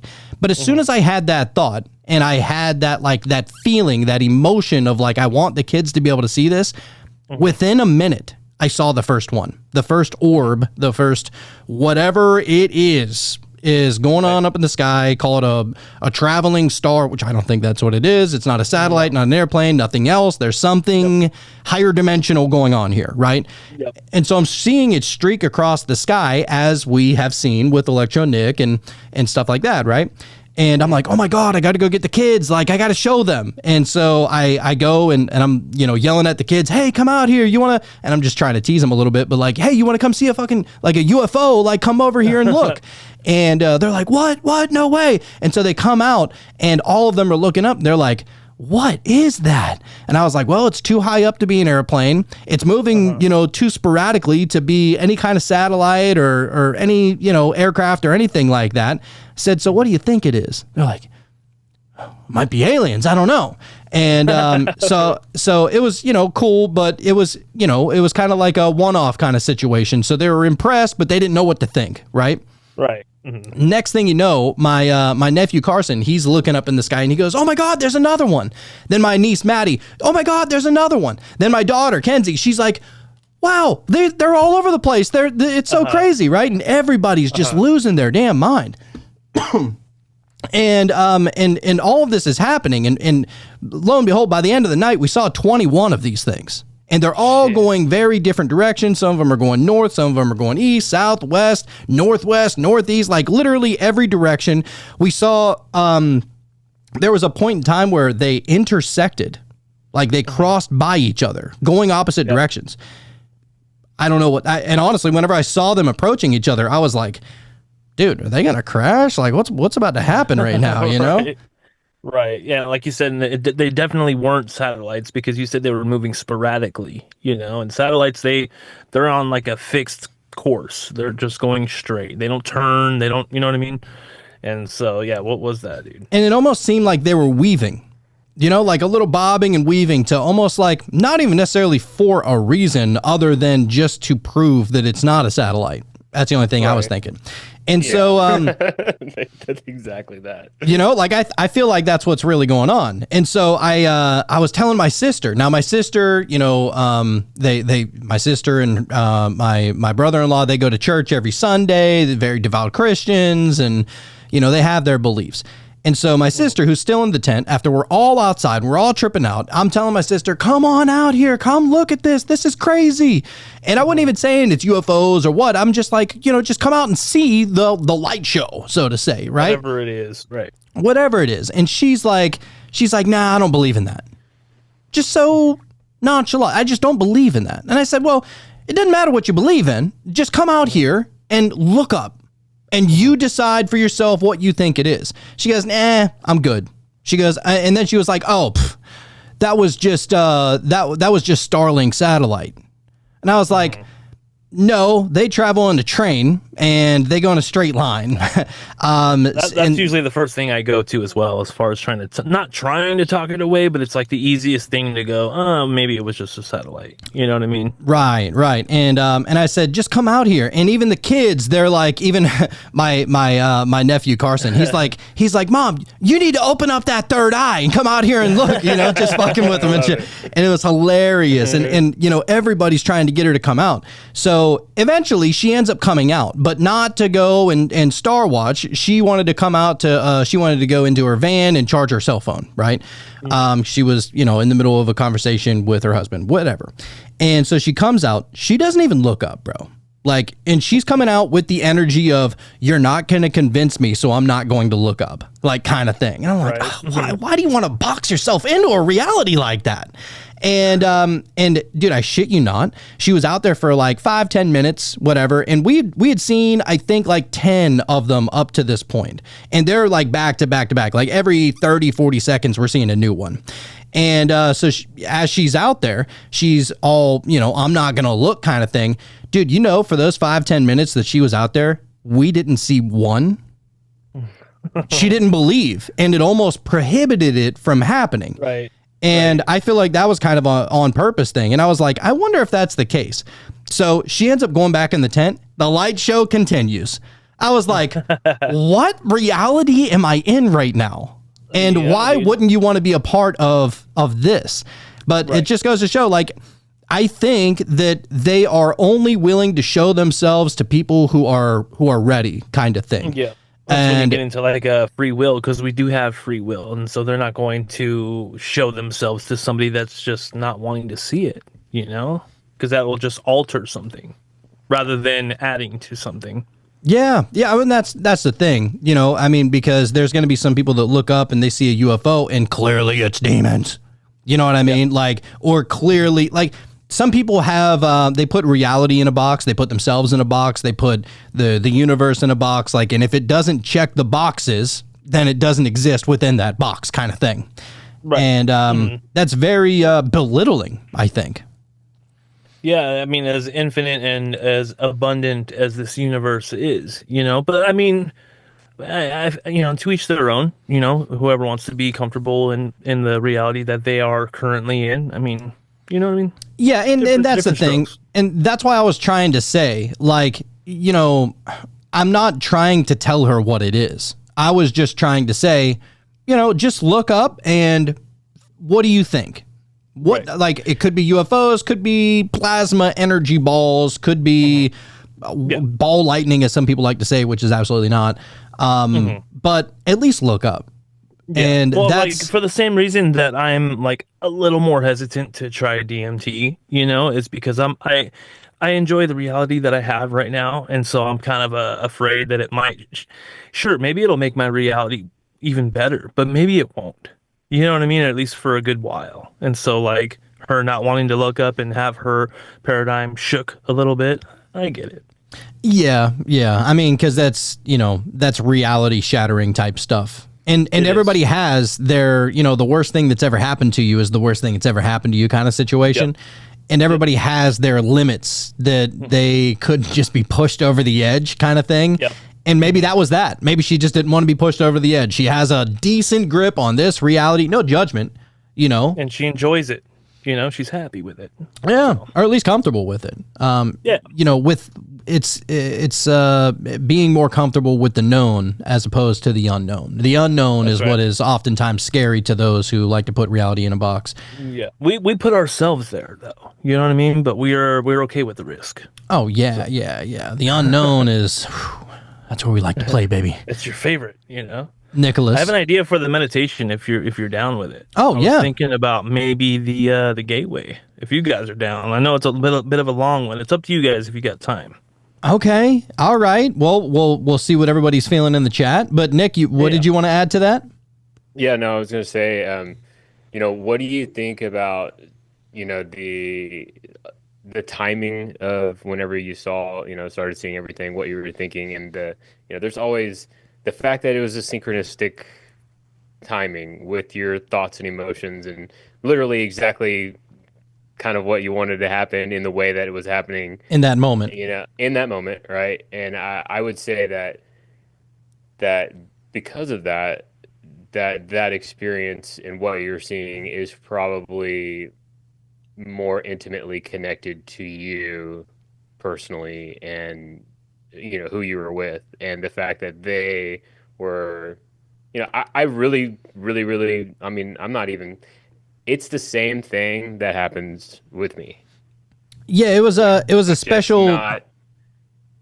It was a special time because, first off, I love camping. That's like one of my favorite things to do. I love being out there. I love building a fire and going looking for firewood and, all the things that are associated with it, like listening to the bugs and the water and the trees ruffling and, while you're laying in the tent, and just you feel very connected while you're out there. And especially if you're out there with kids, your kids and, the ones that you love, it's like you're happy that you get to be there for their experience, because you remember all your experiences when you were a kid and you're happy you can be a part of their story as well. And so I was just feeling really interconnected to just like whatever the simulation was doing. Right.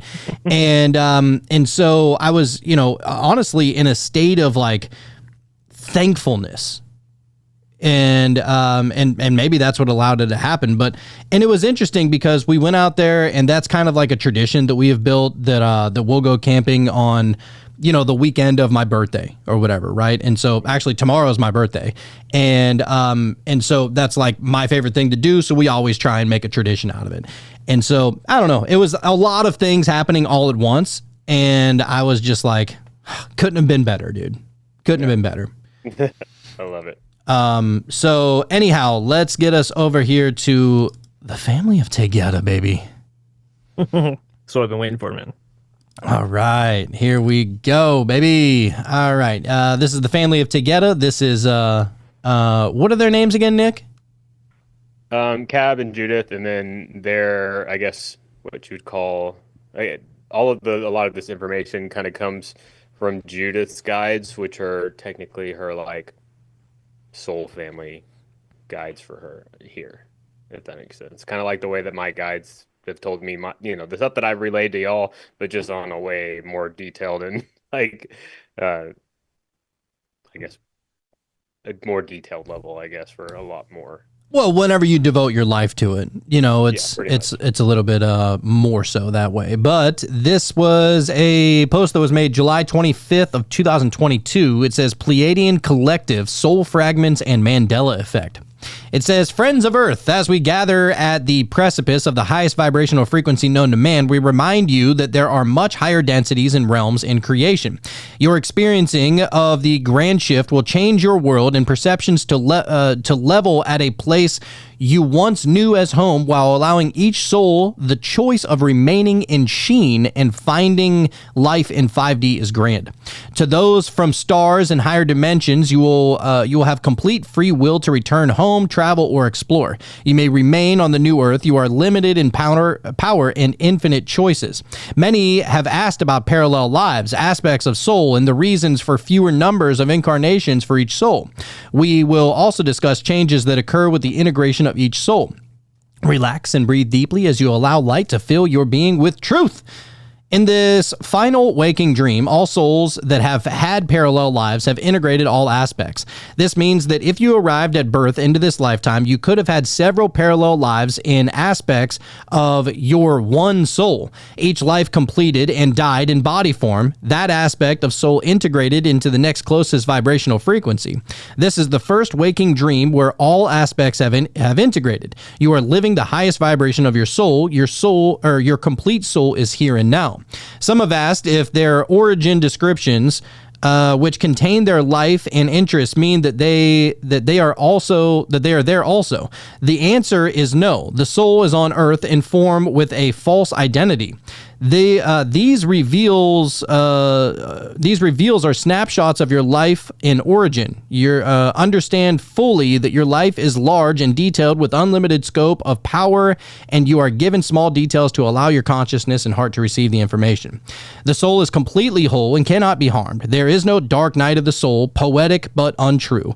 The soul is the light of God. The soul is the creative force within each human with a false name and identity to live a temporary life, to expand in consciousness, to master certain lessons, and to repeat matters of experience.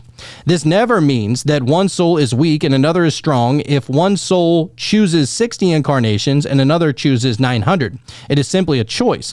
The soul enjoys all experience. The identity experiences the wide range of up and down emotions and endless changing thoughts and perceptions. The soul is stable, steady, and strong. The soul is power, love, and peace. As humans struggle, they also feel the power of their soul guiding them. They feel peace, joy, and love when they align with their soul. This is the true state of being for each identity when they commute and meditate. The presence within is your true self. Those created in Elohim have chosen waking dreams for the experience. There is knowledge and wisdom, and there is the joy of the experience. All life is the experience of God. Damn, I've been saying that shit. All right. For those that recall the Mandela effect, this was felt by many and noted as changes slightly in many names, known facts, and memories. You will also notice that there was a completion and slowly the excitement seemed to vanish. Few talk about this now. What occurred was a mass integration of aspects of soul. This is the final dream, and the vibrational frequency was felt by many. This serves you in understanding integration as well as full observing that the story you believe is real is an illusion. Some of you absolutely remembered celebrity deaths, candy names, and exact details of events. Now you understand consciousness and that you are experiencing shifts and awakening to the awareness that you are everything. Welcome to the Earth School. Soon you will leave this plane of awareness. You will return to the understanding and remember that you left your planet and arrived as a starseed. You met others that are divine appointments to assist one another in growth and completion of the Earth School. For those originating on Earth, you will be unlimited in your choices of light. Light covers all beings. The choice of free will was always your greatest gift. Now you will return to the place you began. You will see the journey of your soul. We will guide you home in light. We are the Pleiadian Collective, and we love you so. I love it. Perfect. That got a little deep. I like it. All right, so you sent another one too. Oh, yeah. The second one is maybe a little more into the specific of the Mandela effect. That one was a little more maybe addressing some of the overarching Starseed specific stuff and some overarching things. But this one, the second one has a little more, and it's a little shorter though, but it's more specific. Okay, so this is Laka, the Mandela Effect, June 27th of 2024 when this was written. Beloved friends of light, we remind you that life is experienced in moments of now. Understanding this fully allows the truth of existence with infinity as well as brief waking dreams. You have an origin with a created moment. You have experienced many waking dreams that allowed parallel lives if chosen. Each completed life of all aspects of soul and form has integrated back into the whole soul, moving towards oneness of being. The completion of integration is now. This final waking dream has provided a moment for the merging of many lives and timelines. The profound collective experience of the Mandela effect can be explained in simple ways to understand. As an infinite soul of great power and choice, expansion of consciousness is archived with each life story.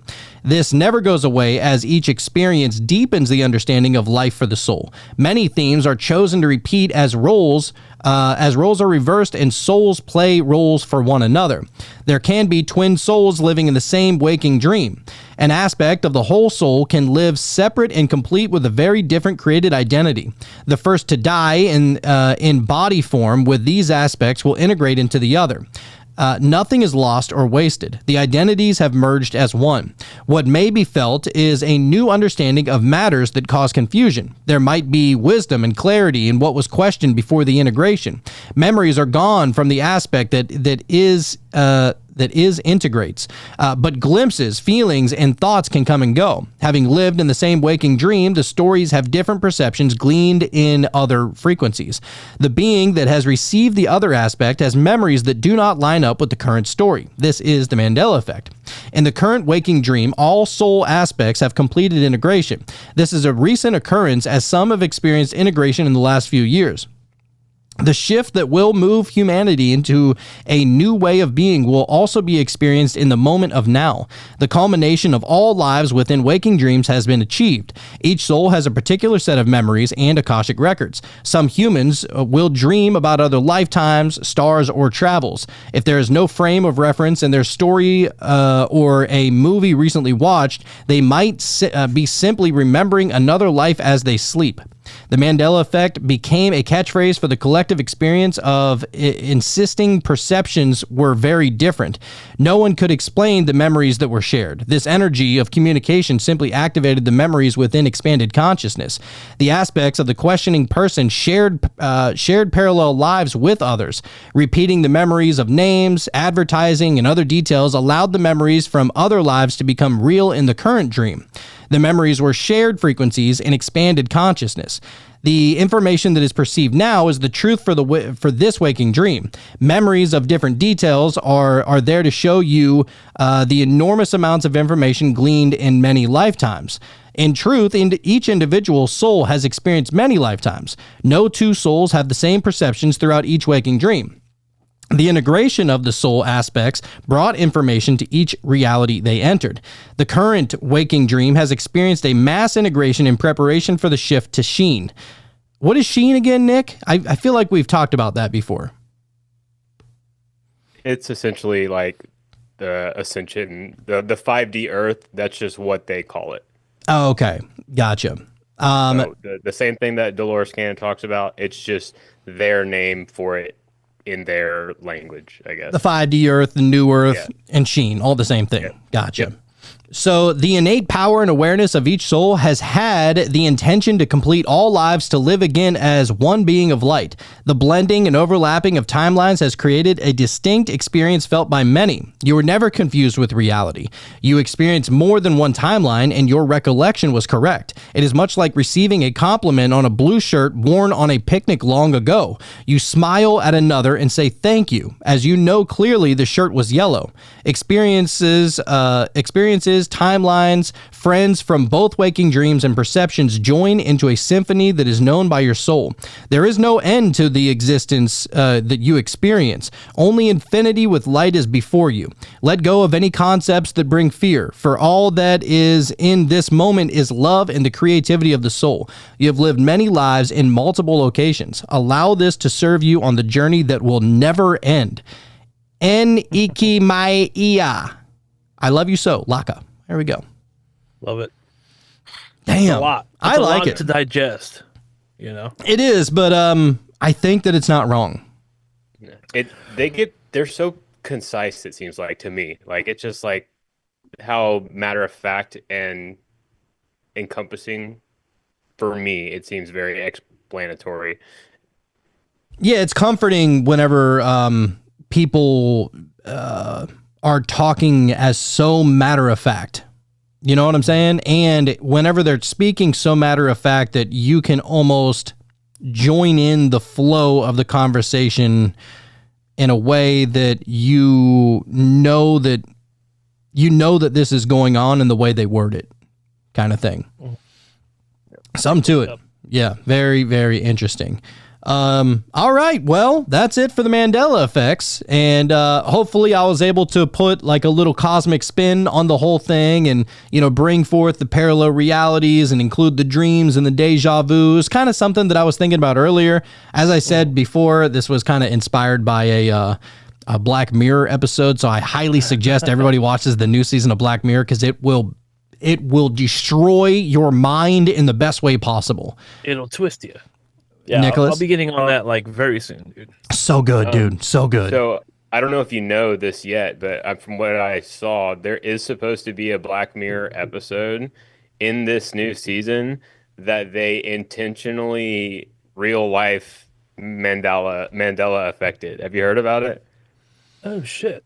They recorded 2 different episodes. And you don't know what episode that your Netflix account gets. Yes, exactly. Right? They recorded 2 separate episodes, and they changed small details throughout the episodes of like labels and stuff.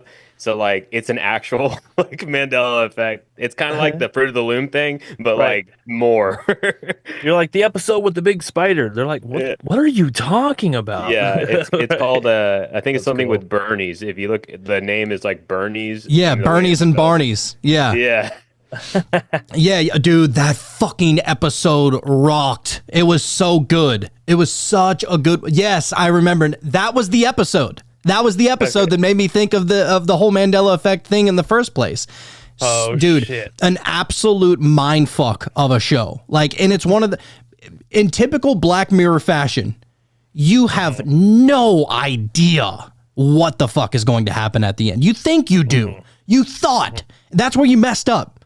You thought you had the, you thought you had, You like, thought you- you thought you had the sauce. Turns out, no. They had it all along. So it's really good. Highly suggest everybody go check it out. But Nora, what it do, baby girl? Oh, she said. I didn't raise my hand. There we go. Go fuck yourself. Jonathan. There we go. Hey. Hey. Yeah. Dude. I have a personal Mandela effect, and so far I've not met anybody else who has had this similar one. Okay. Lay it on us. In Mulan, Disney's Mulan, when I was a kid, you know that song, must be swift as a coursing river. Yep. As a kid, I thought is we are men, must be swift as a coursing. But then as an adult, I found out it's to be a man. Oh. Does that seemed like a personal Mandela effect to me? To me, it was always we are men, blah blah blah blah blah blah blah blah. Yeah, I thought it was that, actually. Yeah, It's I been thought so for too. And then I looked at the lyrics and just like my reality shifted. yeah, it's been so long since I've seen that movie, dude. I wouldn't be able to tell you actually. That's a good one, though. That was a solid one. You remember whenever It's the one I Happy always forget about, and I'm like, oh yeah, Mulan. such a good one. You remember whenever all the Happy Meal toys were coming out for Mulan? I remember those Happy Meal toys. Yeah. Yeah, they were sick. Mulan is my favorite Disney princess because she literally has a body count in the thousands. Oh, dude, she's an assassin. Yeah. She wasn't playing. Yeah, really cool. So, White Boy Wizard agrees, definitely to be a man. I'm 40 with 3 baby sisters. He would know. Oh, okay. Yeah, dude. All right. Well, hopefully you guys enjoyed this kind of conversation. I kind of just wanted to try and see if we could change perspectives a little bit as far as the Mandela effect. Maybe you vibe with it, maybe you don't, but really where we were trying to take it is just that, you know, could it be any number of things and not just the traditional, well, it's the corporations that are in on the conspiracy to change the logos to make everybody go crazy. That's what Jacob thinks. Definitely more than that. Or that it's CERN and they've manipulated reality and sent us into a black hole, and that's why we're experiencing all these different shifts in reality. Yeah. I don't think so. I think they're definitely fucking around with something that they shouldn't be. but They're fucking around with something. But I don't know. I mean, what do I know? So anyhow, Sean, it's time for that sir. tarot card, sir. The tarot card is the Page of Pentacles. Oh, we like the pentacles. We do. We do like those. All right. So the Page of Pentacles. Here we go. The messenger of prosperity brings news of stability. Stay grounded and enthusiastic in your approach. As one of the messengers of the tarot, the Page of Pentacles brings youthful energy and may represent a child or younger person in your life, or a message from your own inner child urging you to plant seeds of forthcoming prosperity. Standing in a beautiful field, this page proudly gazes at the pentacle in his hands. His green tunic and natural surroundings reference his connection to the earth, while his eyes are fixed on his pentacle, showing that he has a vision and he is focused on achieving his goals. The spiritual message behind it says this may mean you're beginning a new creative project, health routine, or wellness practice. Stay steadfast in your vision and know that the beginning stages can often be frustrating. Listen to your intuition to guide you to the next practical steps to propel yourself forward. This is why I like the Pentacles, man. I mean, that's why I like all of them, really. But I mean, that's a positive reading. That's one of those cards we get quite often, actually. Yeah, maybe I should start listening and start working out or some shit. Yeah. I think it's trying to tell me something. Well, it's more for, just for the manifestation and solid beginnings. So it's kind of like the beginning stages of manifestation, which I don't know. I feel like that kind of syncs with the show tonight, as a matter of fact. I love it. It absolutely does. Yeah, dude. So anyhow, I think that it is meditation time. It is. And I do want you guys to know before we get into that I actually have a script written to create my first guided meditation. Oh, fuck yeah. It's just going to take me getting in front of a microphone and taking the time to do it, which I may do over the weekend. You definitely should. I've been That's telling so you to do sick. that. What'd you say there, Wizard? I was saying that's so sick. Like, dude, put that out. I'll use it immediately. Oh yeah, yeah, and it's a really cool one. I don't want to give it away just exactly what it is yet, but it's gonna be fucking sweet the way I have it written. And you know, and with all of my my experience with hypnosis and suggestions and all that kind of stuff.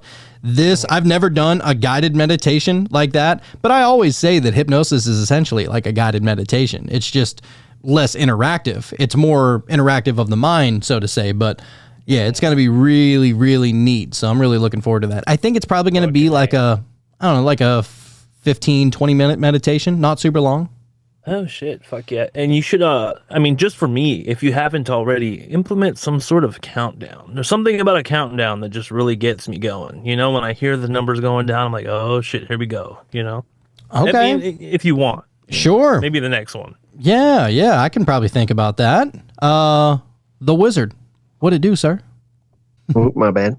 I also just wanted to throw in there, I can't remember if actually, I'm pretty sure I didn't tell you last time, but there's been like a couple different times where people have wanted to try to hypnotize me, in the past, and I like never let them, dude.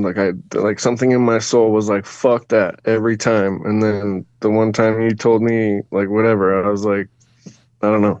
Between your voice and your demeanor, you're a fucking stud, brother, and I appreciate the shit out of what you're doing. Yeah, I would definitely use that damn meditation. The voice of an angel, some say. I've never heard that one, but Rob, no one says that. Yeah, you were just thinking that, and you said that people say it. I was. Well, yeah, I appreciate that, dude, and I think that it's going to be a fun little venture. And who knows if it goes, as well as I hope that it does. I would like to, start making a new one every week. Realistically, I think it's possible. Especially since we're only doing 2 shows a week for Meta, so maybe that third kind of thing that I can do as far as Meta goes, it'll be a guided meditation of sorts. And they're going to get posted whenever I post them. It will be to the Meta Mysteries YouTube channel. Yes. So yeah, dude. All right. Well, I guess it's meditation time, and hopefully you guys enjoyed this show. I thought it was pretty thought provoking, to say the least. And thank you guys. I say so.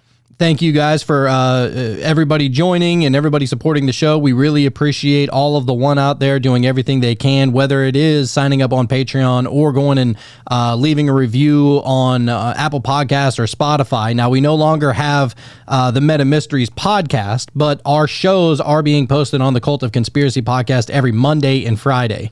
So this show, all the live, the Wonder Wednesday shows that we do, they are always going to be posted on a Friday. So if you're listening to this a few days later and you want to be able to join in on the action, then go to patreon.com/metamysteries, and that link is always down in the show notes below, and it's the best way to be able to support us. So we appreciate all of you.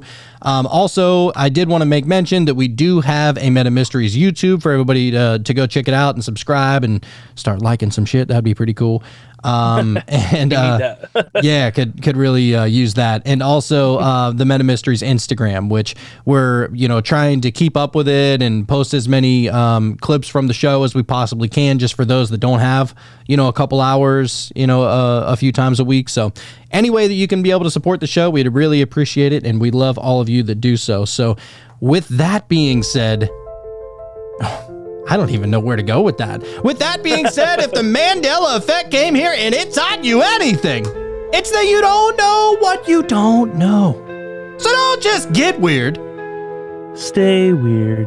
Open doors inside your mind. Leave the ordinary far behind. Colors swirl and stars align. In the Meta Mysteries you'll find. All right, that was quite a good meditation. I really like that one. Very like root chakra. I mean, it makes sense. Grounding, if you will. Yeah. Yeah, it was kind of a nice, man. It's kind of a head trip, to be honest with you. Like whenever you get into like specific frequency kind of vibrations like that, it almost makes you more likely to think of certain thoughts, you know? Yep. That definitely did, man. And in the beginning, I felt like my toes were vibrating. Oh, really strange. Yeah, really strange, dude. Yeah, that was really good. What were you thinking about, man? Just like a lot of just life in general. You know, the direction of my life moving forward, and trying to imagine what it's going to look like. And I feel a lot better about the outlook of the future for sure. Mm-hmm. Without getting into too many details. Yeah, for sure. I was starting to really sweat, dude. I felt like I was in like a sweat lodge, dude. You know?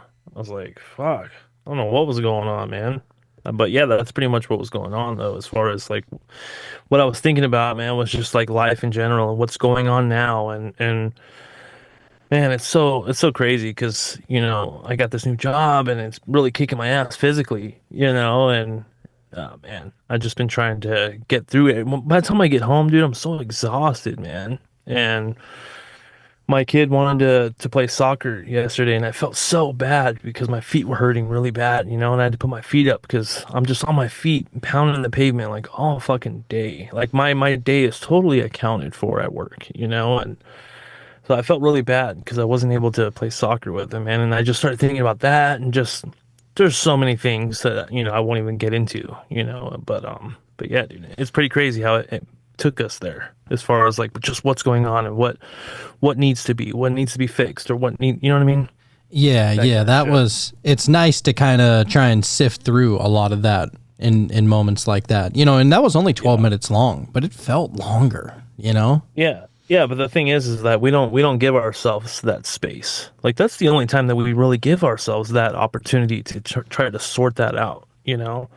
Because other than that, usually you're working, or you're doing this, you're going there, you're watching this TV show, or you're, you know, what's for dinner tonight, or, you know. And so that was a really good opportunity to just kind of try to break some shit down, look at it and examine it just long enough to get a good grasp on what, you know, the reality of the situation. Oh, so, yeah. And, you know, I actually just a couple of days ago, I got back on keto again, just because I'm starting to turn into a little chunky monkey. And and I was like, all right, by the time Bohemian Grove comes, which is in about a month and a half, I should be in the shape I want to be. Normally, it doesn't take me very long to like bounce back, you know, as long as I'm doing it for like normally 3 weeks is really all it takes for me to lose like 20 pounds. Right. And, you know, and then couple all that you even need to lose, right? You're not a big guy. I mean, I'd like to lose like 25, 30, really. Like realistically, I'd like to get down below 200. That'd be cool. Right. Been a minute since I seen that in the ones. But yeah, I thought it was as grounding of a meditation as you could possibly get. So it did its job. I agree. Yeah, man. How about you, Nicholas? Did you enjoy it too, sir? I'm gonna be real. I was trying to finish my work from today. Oh, you son of a bitch. I'm not going to lie to you. You gotta do what you gotta do, man. I was listening to it the whole time while I was labeling photos on a roof. So I was trying to multitask, and I was like, but speaking of work, right? It felt good, and yeah, it was good for me, I think, as much as it was helping through my mundane work. Oh yeah, dude. Yeah. Oh, by the way, Sean, I'd said this on the Cult last night, but so I got these red glasses. Did I tell you about these things? So these are like just red lens glasses, like very Tony Stark like, and so it blocks out, you know, like the blue and the greens and the yellows and all that shit that's like, you know, keeping you up at night before you go to sleep and stuff like that.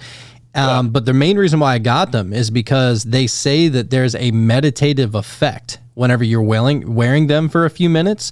Really? Because literally all you see is red, orange, and shades of black, right? Oh, okay. And so it almost puts you into like a meditative state. And I was like, say less, let me try them. Oh. And dude, it literally feels like if I have them on for 10 minutes, let's say, and then I go and take them off, It's like I'm coming up out of a meditation.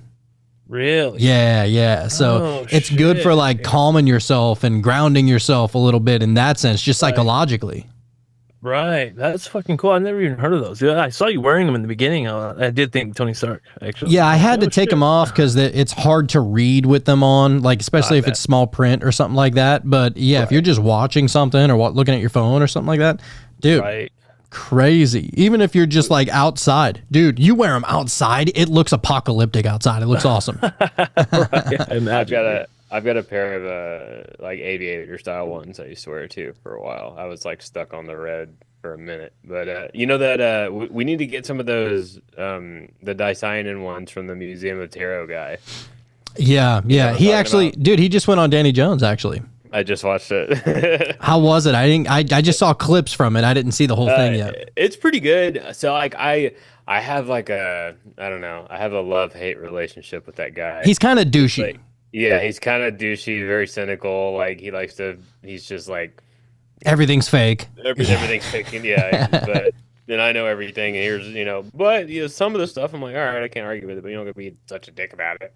So those But- glasses, it allows you to see like auras, or what's the deal with those? Yeah, it seems like. I mean, at the very least, you can see like energy fields of people, and like see like disruptions in it, and like the coolest one that he was using as an example when he was showing the guy, he took a picture. He had his phone going through it, and was holding up his fingers like this Mhm. to and he was taking a photo through the Dicyanin lens with his phone, and you could see almost as if Little like if strip. you yeah, it was like if you had like glue between your fingers Mhm. and you like spread them apart and it kind of hourglasses out, left and right, Right. kind of like spider web or whatever.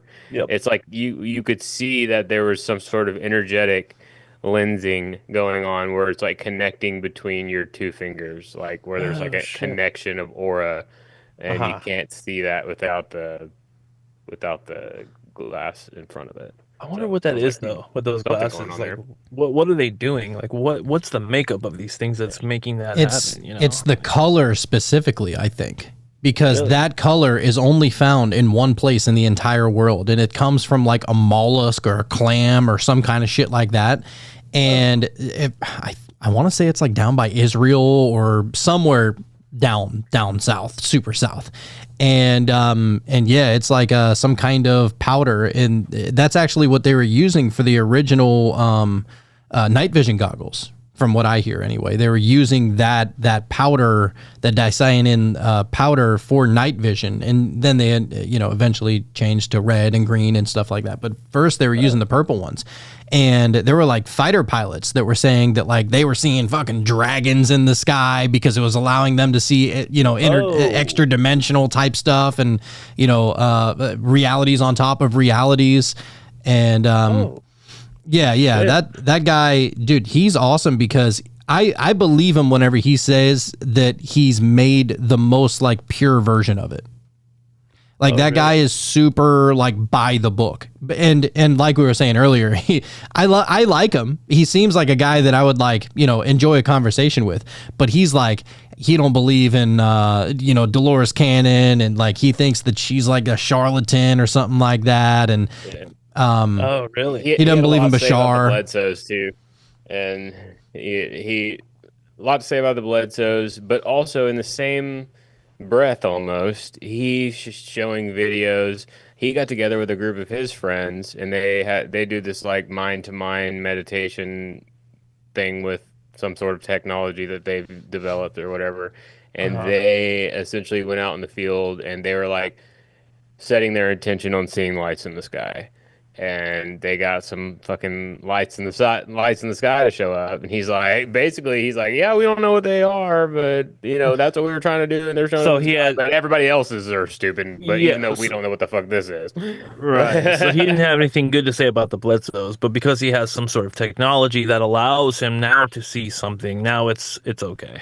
Yeah, I That's- guess so. But he still can't explain it, even though it was like them setting their intention on doing Right. that and them showing up, and they Which- don't know what they are. To be honest, was probably all they really needed to do anyways, Yeah. like Exactly. They didn't need none of the other stuff. You know? Sometimes That's just all you the thing need- that opened the door to allow them to believe that this is the only way it's going to happen. Yeah, it's like, and it okay, we'll opened work up with that you. part of their brain. Yep. Sometimes all you need is just to experience it, and it'll dude. change your entire perspective. He is rather cynical, though. Like, he's super cynical, which, you know, that's you know, it's good to be skeptical about a lot of things until you experience it for yourself. And I don't know. I think that I don't like the idea of calling everybody a fraud or something like that, or some people are liars. And it's like, there's something to Bashar. I don't know what it is. There's something to the Blitzos. Can't tell you what that is, but I believe that it's going on. I'm not just gonna, I don't know. I think it's all going on, dude. You know, like, it's good to be skeptical, and it's healthy to question things and to go, well, I don't know about that, but then you're also having an experience with orbs or something else or whatever your belief is. It's like, I feel like it's all going on. It's all the same thing. Yeah, and he's somebody that's like really by the book as far as the history behind certain strange events and stuff like that. He's like, look, this is how they were documenting it. It's not how people are documenting it now. So he's like one of those people that, like, if they didn't talk about it in ancient times, then it's not possible now, kind of thing. And I'm like, Oh, really? could it be possible that, like, you know, shit is still happening, and that there wasn't only like one really cool part in history, that it's still going on, you know? Right. Yeah. It's kind of a closed off type of mindset, I think. It's still a good listen, though. I do appreciate his perspective and his like detail on some kind of stuff, but it's just like, I can tell that there's definitely certain things that I know for damn sure are real life and true, and like, you know, things that I've experienced that he would look me in the face and tell me that I'm lying. And I'm like, bro. I'm like, okay, bro. Like, I know for sure. And I'm like, what do you do with that? You know what I mean? Right. I don't know. I mean, yeah, I appreciate perspectives like that as well. You got to account for them. But anyway, all right, well, let's wrap this bad boy up, and we will see y'all next Wednesday. We'll see you guys. All right, bye. Voices drift on winds untamed. Words like spells that can't be named. Close your eyes and feel the sound. Journey where no bounds are found. Open doors inside your mind. Leave the ordinary far behind. Colors swirl and stars align. In the meta mysteries you'll find.